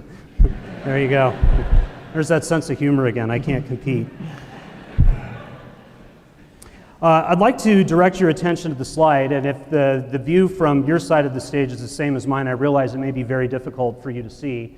But this is a partial screenshot of a post from my blog. I put together a bibliography which lists all the books, articles, and blog posts written by professional philosophers and other philosophically informed atheists about different arguments for atheism. Out of curiosity, have you seen this particular blog post before? I don't know. I've been on your website quite a bit. I don't know if I've seen that particular one. Okay. Probably 27.6% sure. I think that's a no. Again, I'd like to direct your attention to the slide, and again, I recognize it may be difficult to see from such a sideways angle, but in section 1.3 of this blog post, I list articles which use various explanatory principles to argue for atheism. Do you discuss either these articles specifically or just more generically the concepts represented by these articles in any of your books where you argue that theism is true beyond a reasonable doubt? I don't know, but my books are on a popular level, and they're meant to be primers. They're not meant to be scholarly works where you address every possible counter argument. So I don't know, I'd have to look at what you have up there, but we're trying to cover a lot of ground in a short period of time. So we try and cover the major objections very briefly. Obviously, you can go into a lot more depth if you want to, but the book is already too long anyway, 448 pages. So, and I'm 100% sure that's how long it is. Again, I'd like to direct your attention to the slide in section 2.1 of that blog post. I list articles which argue that the concept of God is either self-contradictory or contradicts some fact that we know to be true. Do you discuss any arguments in this category? They don't have to be specifically by these people, but do you discuss any arguments in that category in any of your written work, published, popular? Well, a little bit in Stealing from God, which is the new book. I'm dealing with arguments put forth by, say, Lawrence Krauss for the beginning of the universe. You know, he says you can get a universe from nothing without God. So I'm dealing with arguments like that. But again, I'd have to look at what you have here. It's not a scholarly tome in the sense that it's meant to be going through all the arguments for and against that every possible atheist could bring up. That's not my gig. That's why I rely on people who are much smarter than me, and I stand on their shoulders. People like William Lane Craig and Norman Geisler, my co-author. So, no, I haven't done that. But let me just say, I mean, you could put up a lot of different articles, and I can put up a lot of different articles in support of theism and to show that God is not contradictory, but these are just arguments from authority unless we dive into them. And the question is, what evidence do you have that God would be contradictory, or why would you say that? And this whole idea of contradiction, what does that mean? Where does that law of non-contradiction come from? It's not made of molecules. And that's why, and maybe it's still your time, so when we get back to your time, I'll ask you that question, or my time, I'll ask you that question. It's quite all right. I'll do one more and then I'll stop. I think I'm about out of time anyway. And just indulge me as I ask this, even though this may seem a little bit repetitive. Skipping way ahead to section 2.2.5 of this same blog post, this is a partial screenshot of some of the numerous articles that give specific versions of the evidential argument from evil, which says that, it doesn't say that evil disproves God, but it says that evil is evidence against God. And again, I'm curious if in any of your written work, popular or academic, if you've written on the evidential argument from evil. No, other than Stealing from God. Okay. So that's the newest book. And I've only written 4 books. My co-author has written 100. I think books fall out of his head at night. So, again, I'm standing on his shoulders quite a bit. No further questions. Yes, sir. All right. Are you ready? Jeff, I got 3 questions for you. First is, what's your favorite color? No, that's not it. I like these questions. Blue. No, that's not it. Here's the first question. I'll put it up on the board. If your brain evolved by an unguided, unintelligent process and all your thoughts are completely dictated by the laws of physics, in other words, you're a moist robot, then why should we think your thoughts are true, including those you are stating here tonight? I appreciate the question. So let me state a couple of points. The first point is that your question raises the topic. It doesn't have the word, but it's right there behind it, the concept of determinism versus free will. Yes. I don't actually have a position on that, so if determinism is true, I guess you could say that I've been predetermined not yet to know if it's true, and if it's false, then I haven't made a choice about whether it's true. So, I think you freely came to an indeterminate position. there you go. So, but the concept of freedom versus determinism lies behind that question, and I think that that's actually a red herring. Let's say, for the sake of argument, that determinism is true, and we somehow knew it with certainty to be true. I think that actually has precisely zilch to do with the reliability of our ability to reason. That confuses the origin of a mechanism with its reliability. Whether, let me give an analogy, whether my eyes are the result of special creation by God, guided evolution by God, or unguided evolution in a completely blind and indifferent universe, they're still eyes. And their origin is irrelevant to the fact that they conduct certain information through the optic nerve to my brain. Right, but I'm not just talking about the origin here. I think the origin creates a problem because if it's unguided, why should we trust it? I'm talking about its operation now. If there is no immaterial realm to you or me, if we're really just moist robots, why should we think anything we think is true? Yeah, so maybe I wasn't clear. That's what I was trying to address. So I don't think that the origin has anything to do with its reliability. And so even if, I'm looking at your question, even if I'm just a moist robot, then I'm a moist robot. And robots don't make mathematical mistakes. So whether I'm talking about a robot, a computer, Microsoft jokes aside about the reliability of their software, and I'm from Seattle, and in Seattle, sometimes I think people would question whether or not that kind of information did have an intelligent designer, but that's a conversation for another story, another time. I lost my train of thought. Uh-oh. You were predetermined to do that. Yeah, I was predetermined.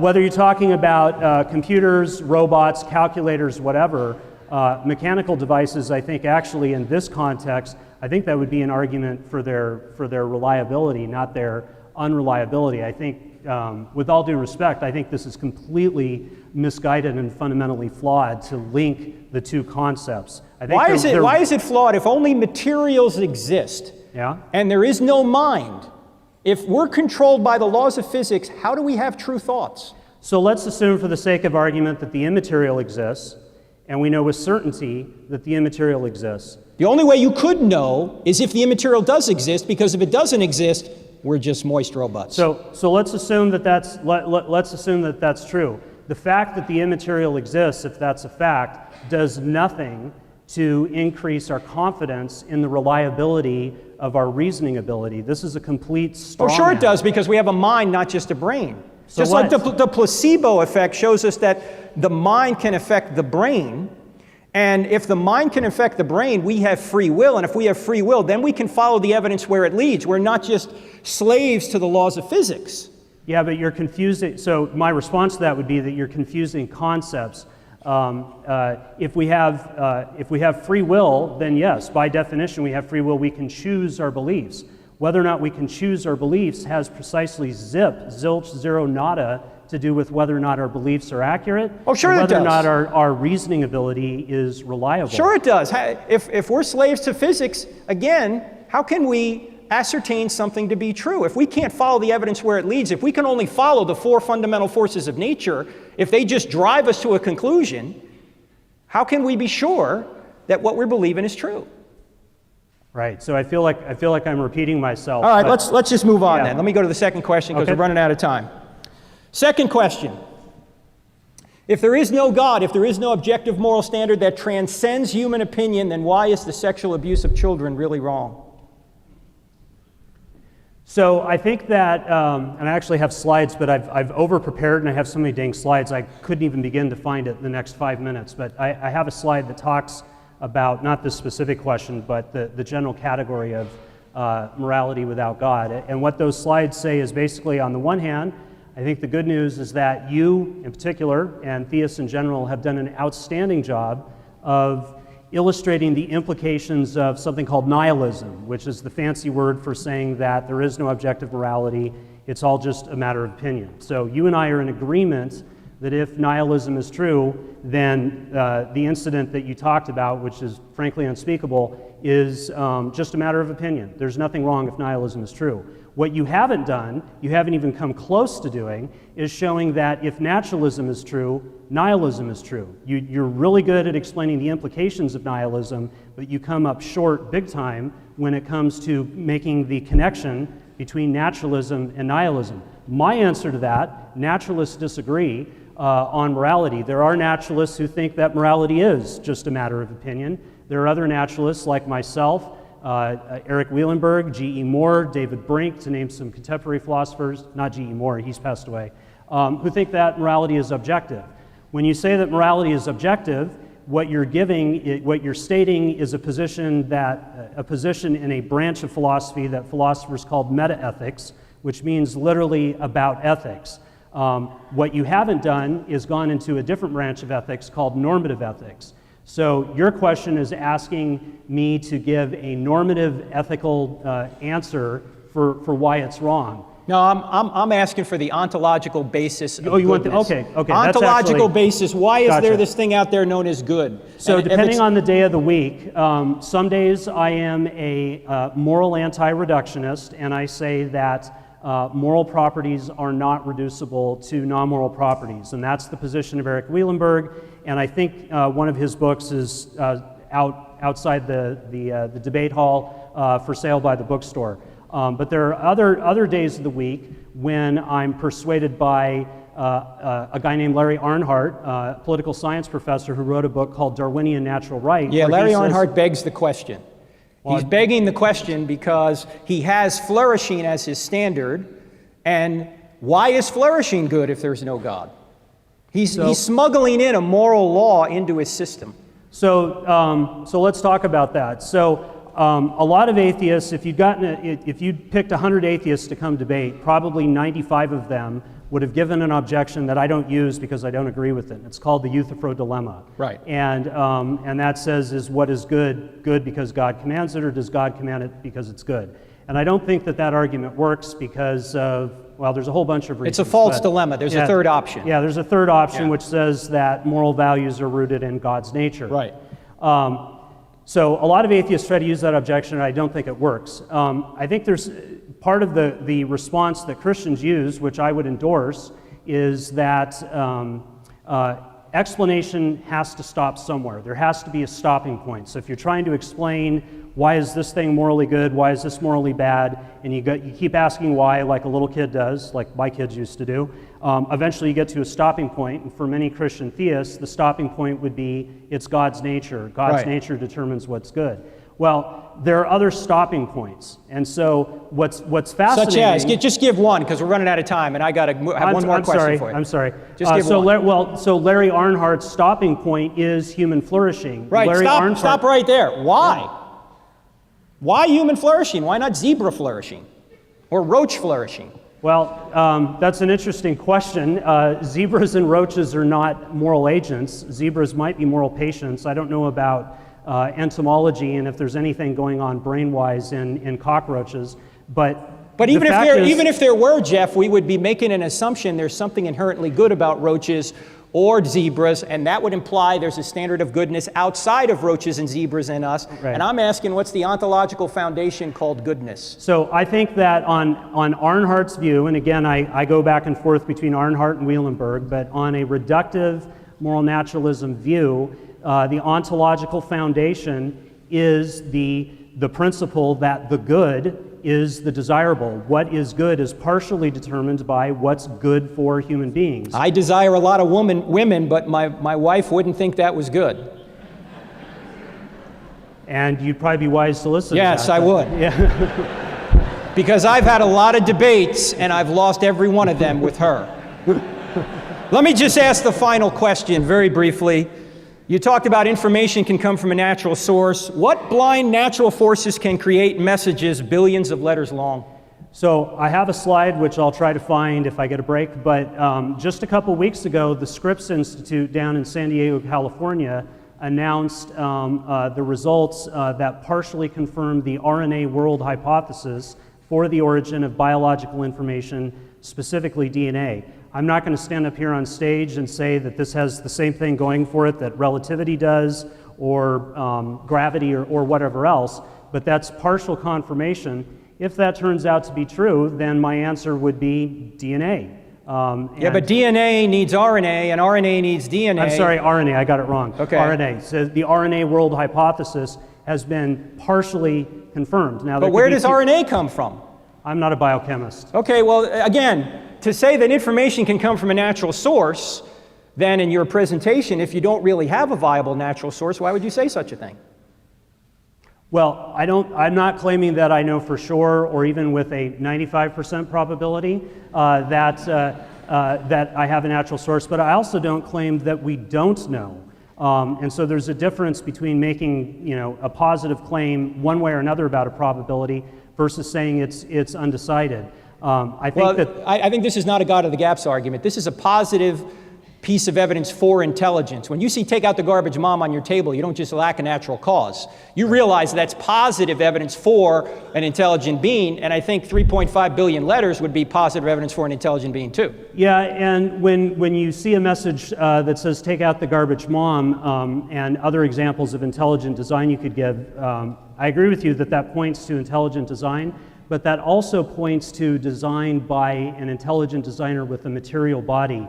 And so I think you're cherry picking which part of the analogy that you're using. But you're begging the question. You're begging the question to say that there can't be intelligence other than a brain, and we already talked about that. Well, I'm not begging the question. I'm open to the possibility. I'm saying. Well, how about the universe? The universe it. Came into existence out of nothing. Why not that as evidence for an intelligence? Why not this as evidence for an immaterial intelligence? Yeah. So I don't think the universe did come out of nothing. I don't think the universe came from anywhere. I'm 100% sure we're out of time. I am too. Thank you both.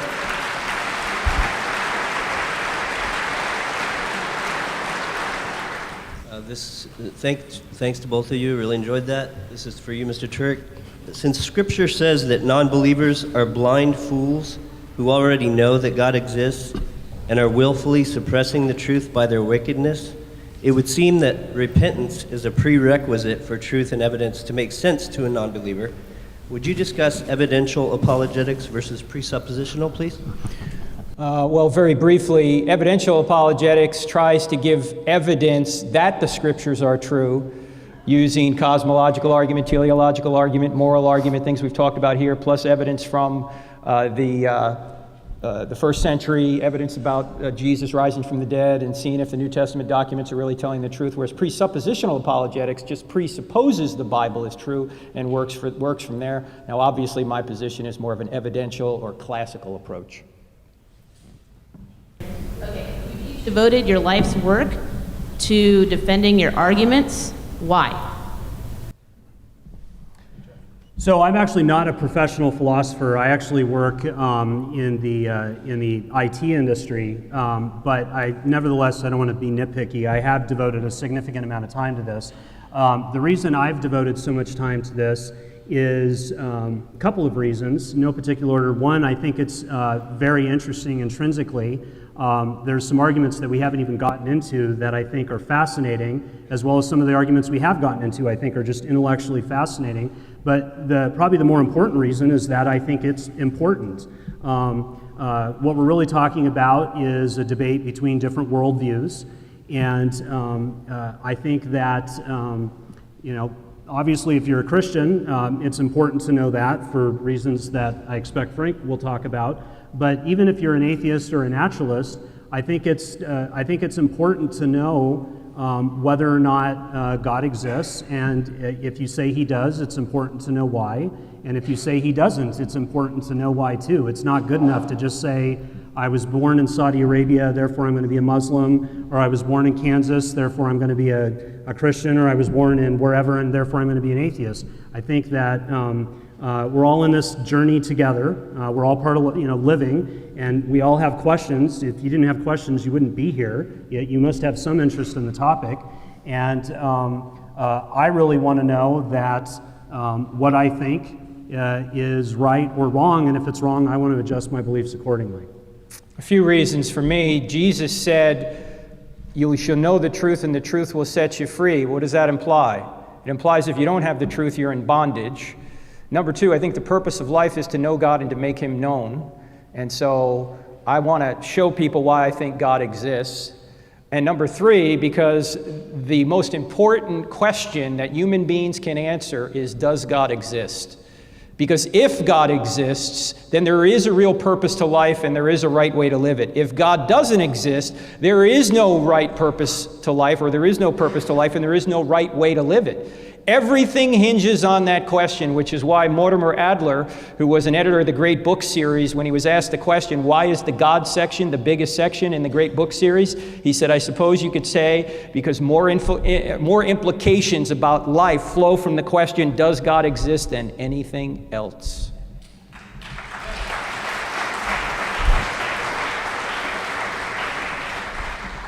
This question's for Mr. Lowder. You had mentioned in your presentation fossil evidence in favor of evolution. As a Bible believer myself, I'm of the thinking that the presence of millions of dead things buried in sedimentary rock layers, all over the earth is strong evidence in favor of a worldwide flood. And Stephen Jay Gould, the well-known paleontologist and evolutionary biologist, was quoted as saying the extreme rarity of transitional forms in the fossil record persists as the trade secret of paleontology. The evolutionary trees that adorn our textbooks have data only at the tips and nodes of their branches. The rest is inference, however reasonable, not the evidence of fossils. What would you say to that? Well, first of all, I think that I would say a couple of things. First of all, I think that what you're doing is your question is presenting an argument from authority. Arguments from authority are not automatically a bad thing. Sometimes they're good, sometimes they're bad. But a good argument from authority can provide evidence for what you're arguing for, as long as you follow some guidelines. And one of those has to do with whether or not the person is an authority in their field. Another is whether or not you're correctly stating their view and interpreting them. But another one has to do with whether or not they're equally qualified experts who would agree or disagree with the authority that you've quoted. And if you have literally nothing else to go on than someone's authority, simply quoting one authority when there's a boatload of others that disagree isn't really going to help you, because this is I'm going to get off on a tangent, but it's a specific version of a logical argument known as the statistical syllogism, and so that wouldn't work. Getting specifically to the paleontological evidence, if that's a word, I think the question to ask is not why are there so few transitional fossils, which is what I think Gould was getting at. I think the real question is why are there any? We need to separate the prediction of evolution, which is that there were untold numbers of transitional forms, from the prediction of a theory I don't have a name for, but a theory in paleontology, which would say that all the transitional forms that existed would have been fossilized, the fossils would have been not destroyed, we would have discovered them, and that sort of thing. I happen to think that in this particular case, there are a number of I think that there were a large number of transitional forms that didn't get fossilized. Out of those that were fossilized, I think that some of the fossils were destroyed, and the ones that weren't, some we've discovered and some we haven't. And that's all consistent with evolution. But if special creationism is true, there shouldn't be a single transitional fossil. Just one is evidence against special creation. Hold on, let me respond, okay? Because we're running out of time, and I'm 100% sure of that. You cannot establish ancestral relationships from purely fossil remains. In fact, Michael Denton, who is an agnostic, who wrote the book Evolution, a Theory in Crisis, said 99% of what we know about a creature and is in its soft biological tissue, which is inaccessible in a fossil. Now, you brought up Stephen Jay Gould, who realized there were not very many transitional forms, if any. That's why he came up with punctuated equilibria, which was a theory that evolution took great jumps. He had no mechanism by which this great jump could take place, but since he believed in evolution in advance, he had to come up with something. We cover some problems with macroevolution in the Stealing from God chapter on information, if you want to go further. This is a question for Dr. Turek. Yes, ma'am. You brought up the illustration of the Model T Ford and how you need an intelligent creator to create a Model T Ford with the laws of combustion. And I was just wondering if you have any scientific evidence for why Henry Ford, aka God, would be the Christian God instead of somebody like the Islamic God, if you want to think of that as a different God or as flying spaghetti monster or things. Yeah, this is an excellent question, very insightful. We haven't proven the Christian God by just these arguments. You have to go further. What we appear to have here is a theistic God, a God who's beyond the world, who created and sustains the world, a spaceless, timeless, immaterial, etc. being. But it could be Allah, it could be some other theistic God, it could be just a God of the Old Testament. But we didn't have time to get into, is it the God of Christianity? For that, we'd have to look at the history of Jesus to see if he really did die and rise from the dead as he predicted, if he really did exist, if he really did do these things. That's too far to cover in this short debate. But that's what we do in the book, I Don't Have Enough Faith to Be an Atheist, in the Stealing from God book. We try and show that, yes, the documents are reliable. Jesus did die and rise again. And if he died and rose again, then he's God, and whatever God teaches is true. Jesus taught the entire Old Testament is the Word of God. So if the New Testament's reliable, you get the Old Testament thrown in, and the Christian God is true. But we haven't gotten to that here at this point. We have a sufficient condition for Christianity with these arguments, but not a necessary condition. Thank you. Or I should say it the other way around. We have a necessary condition, but not a sufficient condition. I think I also get to Yes, respond. sir. So I don't think I've explicitly said it. It may have been on one of my intro slides, but I've actually written a rebuttal to about 90% of Frank's book. And if you search on my last name, 36.7% of the book. if you search on my last name followed by the words "I don't have enough faith to be an atheist," it'll take you to a rebuttal. And the rebuttal does contain a response to what he just talked about in terms of New Testament reliability. No, you haven't gotten to that yet. I'm waiting for you to do that. You got through chapter 8. You didn't get to chapter 9. I did. And I'm 100% sure of that. I would invite you to reconsider that Well, probability. post it. I couldn't find it. Okay. But I discussed the New Testament evidence. I'm a little bit different from other atheists again. I think that the New Testament has more going for it than a lot of atheists would say when it comes to historical accuracy. But I also think that his argument based on the historical accuracy of the New Testament to the resurrection of Jesus actually commits a pretty basic logical fallacy called the base rate fallacy, which is something I'd love to talk about, but I can tell I'm out of time. And I'm 100% certain of that. Thank you. Thank you for coming, Mr. Lowder, and for Frank, appreciate it. Question, primarily to you, Mr. Lowder. You said that when somebody asked why you had written and been involved in it, you said, because I want to know what's right. Yep. If you hold a position of naturalism, why does it matter if you're right? In the sense that you're talking about, I think, I don't want to put words in your mouth, so you can signal me or stop me or whatever if I get this wrong, but I think what I hear you asking is if there's no afterlife, if there's no ultimate purpose, what's the point? And I think that's a fair question. I think it's a good question. I think definitely, I'd like to think this of myself, that I'm a rational person, and I think that by and large most of humanity is rational. I think that it's part of what we are as human beings to be thinking, questioning, believing, rational creatures. It's just part of what we are. It's what we do. Do I think that having the correct answer on the existence of God is going to make a difference to the fate of the universe billions of years after I'm gone? No, of course not. If naturalism is true, it doesn't make that kind of difference at all. But the fact that it doesn't make that kind of a difference, it doesn't follow that it makes no difference. Not only makes a difference to individual naturalists, but it makes, I think it makes a difference to people that they have relationships with, and even to Christians. There are undoubtedly large numbers of Christians here who will be Christians until they die, but I think that there's value in having friendly dialogues like this, where you may think that if you're a Christian, you may think, I'd never believe what Lowder believes, and if you're an atheist, you may think, I never believe what Dr. Turek believes, but you could walk out of here and say, even though I'd never believed that, I don't think that guy's an idiot. I think that you can be very intelligent, informed about the facts, and believe something totally different than I do, and I ultimately believe that that's part of having a a healthy, functioning society. I don't know if that answers your question, but that's my answer. Let me add to that, Jeffrey, because I agree with what you're saying there. But it could be that Jeffrey is, unlike some other people I've debated, someone who's open, I hope. So maybe just in just talking about these things, it may lead him to a position whereby he might say, well, there is an ultimate purpose to life, and there is a God.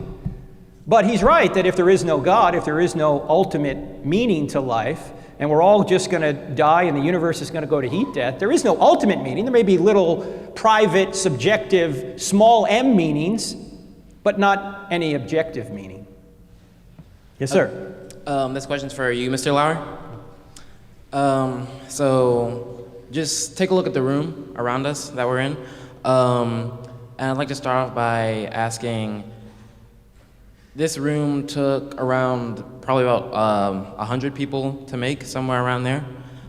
So if it took 100 people, 100 men, 100 workers to make this one room, just one building, don't you think it would have taken a little bit more than just a bang or a chance to make something as big as the universe, something way bigger than just this one room? Yeah, so I think that there's part of that I agree with and part I don't disagree with. And actually, I want to start off by mentioning something that you didn't directly ask me about, but is related. I said that I actually think there is some evidence for theism, and no one's asked me what that is and why I think that. But just as I said that the existence of the physical favors naturalism, I think that there's a parallel argument for theism that we've kind of heard from Frank, but not exactly in these words. The existence of the mental is evidence favoring naturalism. If naturalism is true, it could have been the case that there was just a dead, sterile universe with no life. You mean the existence of the mental is evidence for theism? Sorry, the existence of the mental is evidence for theism. Right. So I think that there are parallel arguments. So it's not that I'm opposed to the idea of there being evidence for theism. I think that there can be true evidence for a false conclusion. So if I were a theist, I would say, yeah, the evidence of the physical is evidence for naturalism. And as a naturalist, I say, yeah, the existence of the mental is evidence for theism. Getting to the specifics of your question, I think that when you use analogies like the construction of this building, yeah, of course, it took a lot of people to do it. The thing is, again, we can't cherry pick the part of the analogy that we use. So we know that it took a lot of people to build this, but we also know that those people are embodied, they have embodied minds. They're not just, they weren't ghosts, they weren't angels or demons, they were human beings. And so if we use both sides of the analogy, then it's no longer so obvious that if we want to make an analogy from non-question begging cases of intelligent design to more controversial ones like the alleged design of the universe or life or what have you, it's no longer obvious once the evidence is fully stated that it would favor an intelligent design conclusion. I do think that the other piece of evidence for theism that no one's asked me about, but it has to do with the concept of moral agency. I actually think that the argument from fine-tuning of the universe is horrible. I think it has zero value. But there's a related argument, and maybe Frank will start using it after I say this tonight.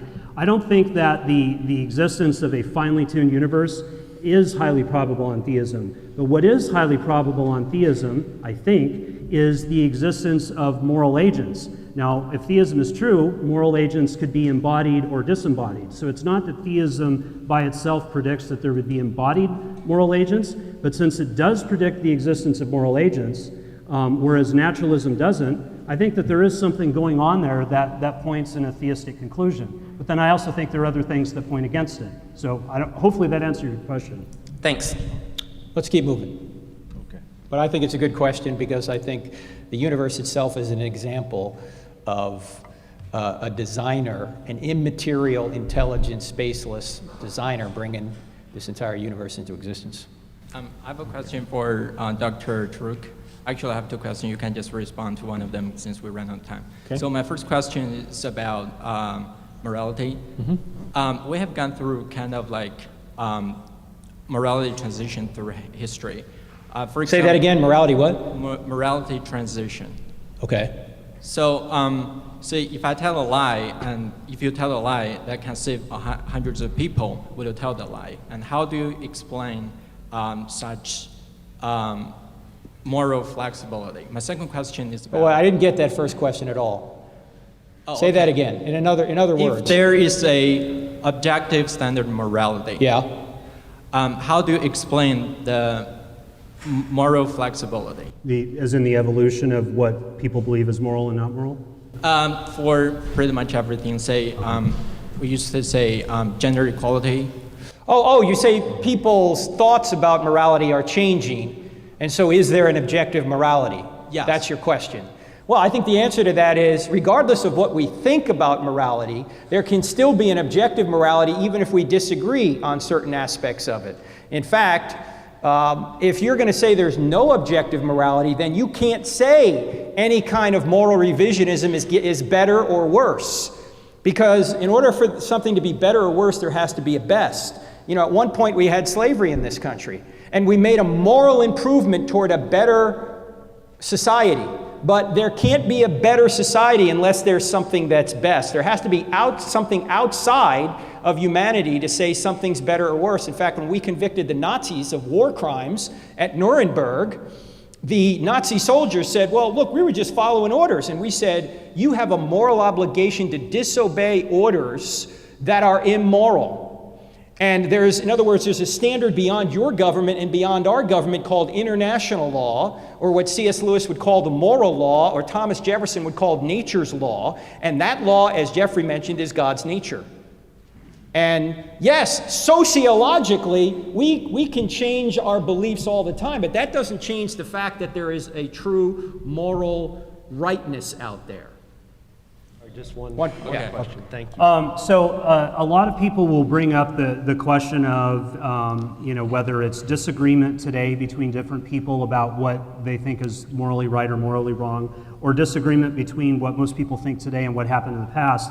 And they'll say, doesn't that constitute evidence against there being ontologically objective moral values or duties? And I would actually agree with Frank. I would say no, that is zero evidence, because if you look at what the claim says, the claim that there are ontologically objective moral values and duties, it means quite literally there are ontologically objective moral values and duties, period. End of sentence. It doesn't say there are ontologically objective moral values and duties and humans would agree with them. That's an extra claim that moral objectivism doesn't make. So I think disagreement at a time or over time doesn't count as any evidence against moral objectivism, but it is a line of evidence favoring naturalism over theism, because if theism is true, then there exists an all-powerful, all-knowing, morally perfect, loving being who would want to ensure that his creatures, at the very least, knew what was morally right and morally wrong. You would not predict that there would be this massive change of opinion over millennia. If you're a parent, you don't raise your kids, if you're a good parent, you don't raise your kids and leave them in the dark about fundamental ethical principles and let them figure it out while they kill themselves, or kill each other, rather. But if theism is true, we're asked to believe that God exists, there's an objective moral law, and he communicates it through his commands, and yet there were a lot of commands that weren't issued. Apparently a bunch of people didn't get the memo that slavery is immoral in Old Testament times or what have you. So I think that is a piece of evidence favoring naturalism over theism, but I think it does nothing to undermine ontologically objective morality. Thanks, Jeff. We have one more question from each side. Sure, thank you for coming, and I really enjoyed it. My question is, do you believe that if God took his presence from anything that he created, it would cease to exist? Yes, and I think that everything that exists other than God is contingent, so it needs a cause right now. God needs to hold the universe together right now for it to exist. In fact, God is to the universe what a band is to music.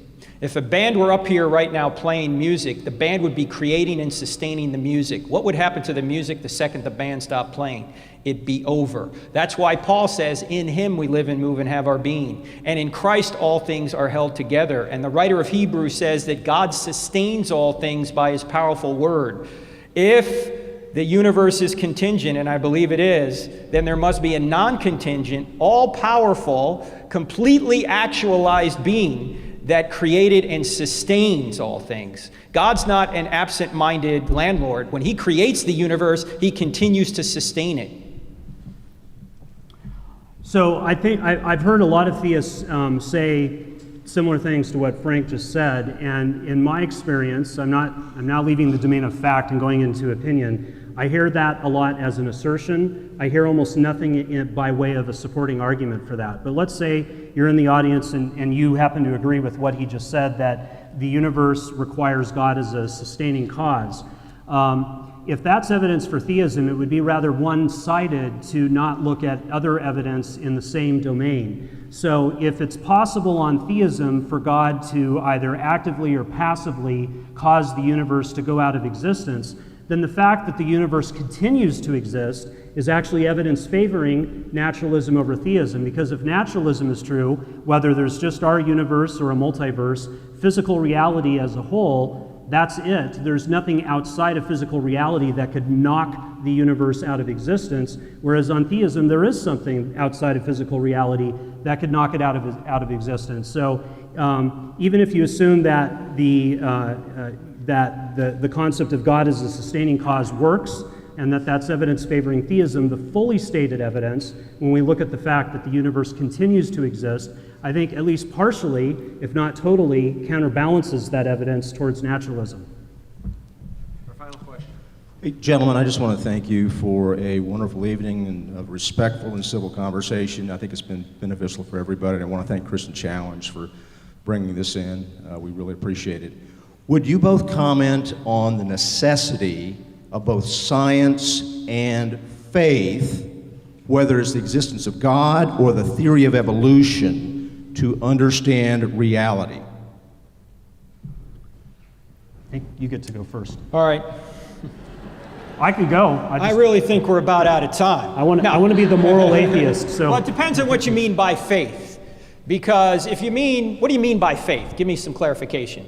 Anything that's not objectively known or measured or seen, observed. Okay, well, there's a lot of things that are not objectively seen or measured that we know and are required to do science. Let me show you a picture of this here. This is from the book Stealing from God.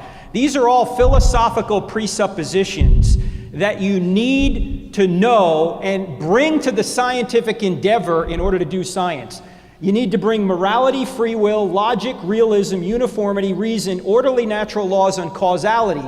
Whether you're framing a scientific experiment or historical investigation, you're actually conducting one, or you're interpreting the evidence. All of these metaphysical or philosophical principles are required in order to do science. In other words, science is built on philosophy. You couldn't do science without philosophy. In fact, when you get a PhD, what's the PH stand for? It stands for philosophy. Philosophy of history, of physics, of biology, whatever it is. All data needs to be interpreted. You know what that means? It means that science doesn't say anything, scientists do. And the argument that Christians and atheists have over science is not an argument over evidence, it's an argument over how to interpret the evidence. And in my view, quite frequently, atheists rule out one of only two types of causes. You either have an intelligent cause or a non-intelligent cause, an intelligent cause or a natural cause. Many atheists philosophically rule out intelligent causes before they look at the evidence, so it doesn't matter how much the evidence appears to point to an intelligence. They've already philosophically ruled that out, and they always have to say it was a natural cause.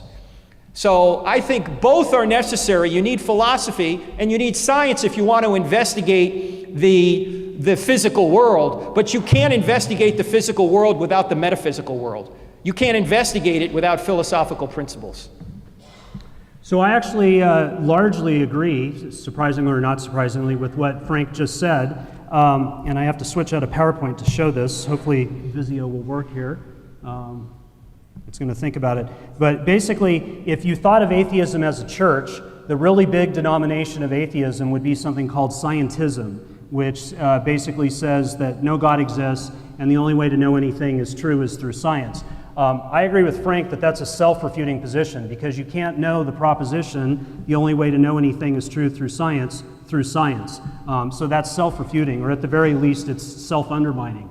And if Dell, here's an example of the lack of intelligent design in computer software. But if you look at the graph in Visio, what we've been talking about is causal reality. And the two dominant positions with respect to causal reality are naturalism and supernaturalism. Naturalism says that physical reality explains the rest of causal reality. Supernaturalism, which includes theism, includes Frank's view, says that mental reality gets the priority. But that's just causal reality. There's a whole other side of the chart that we've hardly even talked about, which I'm going to call acausal reality. Philosophers would talk about abstract objects versus concrete objects. So when I say acausal, they would say abstract, and when I say causal, they would say concrete. But examples of abstract objects would include things like mathematical objects, properties, propositions, and anti-reductionistic values, whether you're talking about Plato's Form of the Good, or more recently from a century ago, G.E. Moore's view in Principia Ethica. So I agree with Frank that there's more to reality than causal reality. The difference between Frank and I is that I think that acausal reality exists and is a se, which means it's autonomous and freestanding, is not dependent upon God. In fact, it's not dependent upon anything else because it's abstract, it can't stand in causal relations, whereas I think, Frank can correct me if I'm wrong, he actually, ironically enough, denies the existence of acausal reality and says that all of these things that I've listed in the bottom right corner of my slide are actually attributes or properties of God, and that there is no such thing as an autonomous, abstract, acausal realm. And But Jeffrey, wouldn't naturalism preclude the idea of immaterial realities like Plato's forms? So naturalism... materialism. Right. Yeah. So I'm not a materialist. Materialism does do that. But Okay. so that's another denomination, if you will. I'm an equal opportunity kind of guy. And I think that the evidence that the mental depends upon the physical, I think there's evidence for that. I think that does nothing to show that there isn't an acausal reality as well, which is why naturalism says that the physical exists and the mental depends on it, but it doesn't say the physical is all there is. And that's the key difference between naturalism and materialism. Okay, good. Okay, thank you for your questions on both sides from the audience. We appreciate. We will now go to our final stage, which will be the closing comments from each of our presenters. Again, Mr. Lowder will go first. Thank you. Well, thanks again for your hospitality. This is actually my first time to Kansas, and I can say without exception, every single person that I've met has been exceptionally gracious and nice, and so thank you very much for your hospitality. I'd like to begin by talking about the presuppositions of science, and we kind of started to get into that in my response to the last question. But if I've read Frank's latest book correctly, this slide represents the presuppositions of science: morality, free will, logic, mathematics, realism, uniformity, reason, orderly natural laws, and causality. Now, I've talked about a couple of these, and I just want to rehearse again why I don't think that science presupposes God, at least it doesn't for the reasons that Frank gave. Positing God assumes, not explains morality. Regarding free will, philosophers don't actually agree on what free will means, but based on what I have read, its coherence is far from certain. So I'm actually not sure that free will is actually a possibility. If it's a self-contradiction, then that would mean that it's impossible on both naturalism and theism. And in that case, the main difference between naturalism and theism would be that the set of deterministic possible causes for a theist would be a bigger set than they would be for a naturalist, because they would include things like ontologically irreducible mental causes. And if I'm not mistaken, I'm going on dangerous ground here, going into Christian theology, but I believe that some theists known as Calvinists are actually people who reject libertarian freedom. So this isn't just some abstract possibility. Next, he brought up the applicability of logic and mathematics. The applicability of logic and mathematics to physical reality is logically consistent, no pun intended, with naturalism. Dr. Turek has confused a sectarian version of naturalism called scientism with naturalism simpliciter. Neither naturalism nor atheism say anything about the existence of acausal reality or abstract objects. Positing God assumes, not explains, the applicability of logic and mathematics to causal reality. At best, theism explains the existence of one part of causal reality, physical reality, to which logic and mathematics are applicable, by saying it is dependent upon another part of causal reality, mental reality, to which logic and mathematics are also applicable. Theism does not explain why logic and mathematics are applicable to causal reality at all. The next presupposition that he talked about is realism, which is really a shorthand reference to the accuracy of sense data. I actually think that here we need to actually broaden what our comparison is between naturalism plus and theism plus. And naturalism plus includes evolution, and I think with naturalism plus, the explanation is that generally reliable sense data systematically promotes survival. I'm assuming, although Frank never actually says what the theistic explanation is in his book, that the theism plus explanation would be that humans are made in the image of God.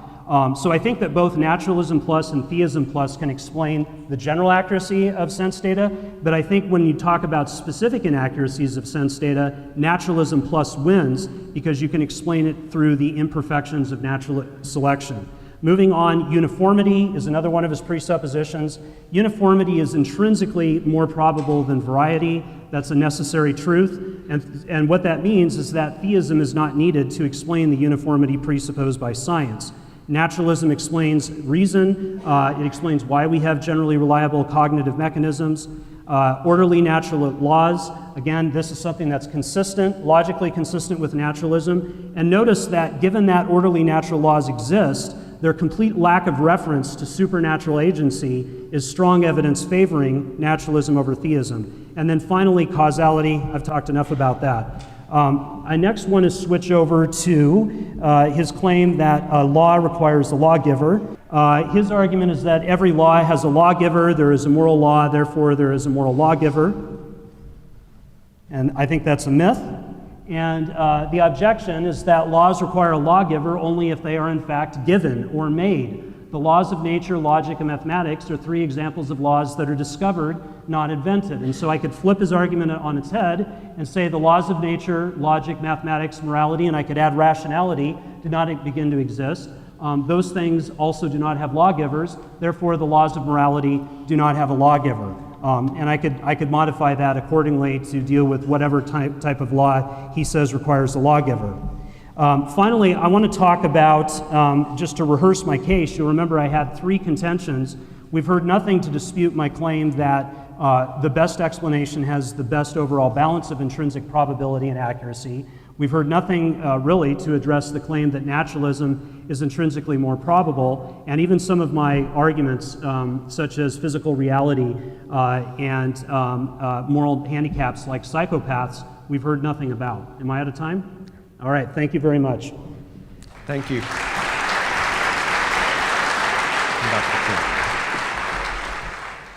This summary statement is supposed to be over stuff we've gone through before. I'll add a couple things that I didn't have a chance to get to with Jeffrey's points, but I think the best evidence shows that theism is more reasonable than naturalism. Creation, reason, information, morality, evil, and science. And let me deal with the morality question just graphically. It helps to see this visually. How do you figure out who's right and who's wrong here? Mother Teresa or Hitler? Mother Teresa, the Catholic nun who served people till the day she died in Calcutta, or Hitler, the World War II dictator who murdered millions of people? Well, how do you know which map of Scotland is better? You would need to see a real unchanging place called Scotland to know which map is better. If Scotland doesn't exist, then these two maps are meaningless. But since Scotland does exist, we can see map A, while it's not perfect, is a better representation of the real Scotland than is map B. In other words, we have an external referent to which we can measure both maps, and we can see which one is closer. That's exactly what we do when we compare Mother Teresa and Hitler. Mother Teresa wasn't the standard. Hitler wasn't the standard. There's a standard beyond both of them by which we measure both of them. And I asked Jeffrey to give a basis of morality, an objective morality on naturalism, and he hasn't done it. I mean, he mentioned some people who have theories, but I didn't hear any coherent, consistent, possible way to explain objective morality in the absence of God. He also talked about ethical disagreement, that this somehow proves naturalism. It does exactly the opposite. In fact, free will explains ethical disagreement. Theism explains ethical disagreement better than naturalism. If all thoughts are caused by the same natural laws acting on molecules in the brain, we would expect complete agreement on every issue. But since there isn't complete agreement on every issue, people have the free will to make ethical choices and are not completely controlled by natural laws. I also think the fact that we are in denial, it's not just a river in Egypt. We deny objective morality because it gets in our way. In fact, most moral disagreements originate in willful denial. We want something, but morality is in the way. We know something is wrong, but we willfully suppress our knowledge of it to get what we want. Everyone in here knows what I'm talking about because I do it every day. We deny what we know is right because it's inconvenient. And then we try and make excuses. Just read Mere Christianity, the first part of that. It's a very, very convincing treatment of this issue.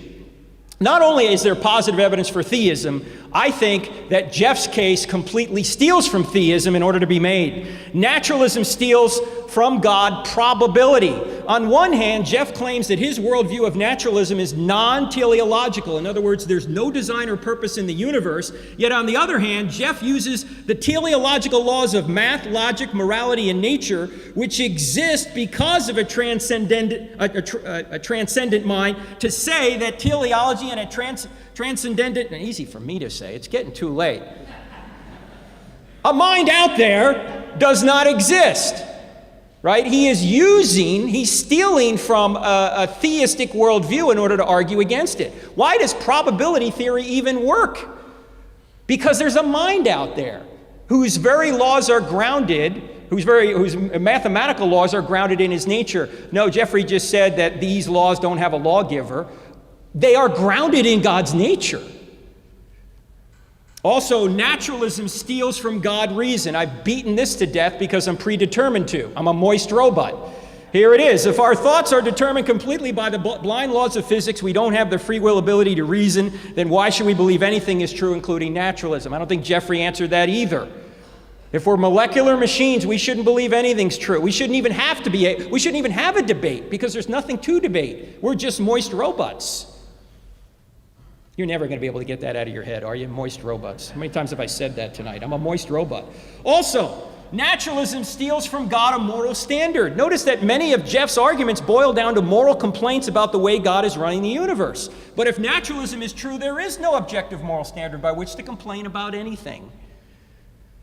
So again, I haven't heard a good naturalistic explanation for objective morality, yet Jeff is borrowing or stealing objective morality from a theistic worldview to say that naturalism's true. In fact, you could sum it up this way. These aspects of reality, creation, reason, information, morality, evil, and science, are immaterial and require a pre-existing intelligent personal agent. Therefore, when atheists cite any of them to support atheism, they are stealing from God to argue against him. In fact, naturalism or naturalists must believe by faith with regard to creation that the law of causality was violated. No one created and fine-tuned the universe out of nothing. With regard to reason, the non-rational laws of physics somehow guide molecules to truth. With regard to information, genetic programs billions of letters long arose without a programmer. With regard to morality, objective moral obligations don't exist, human rights don't exist. With regard to evil, objective evil doesn't exist. Rape and murder are just a matter of opinion. And with regard to science, science works even though the intelligence-sustaining agent that enables it to work doesn't exist. That's why I don't have enough faith to be an atheist.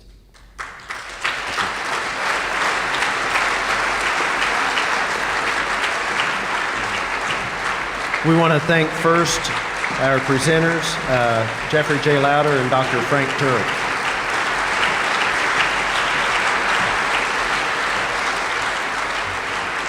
We also want to thank the partners that helped make this happen.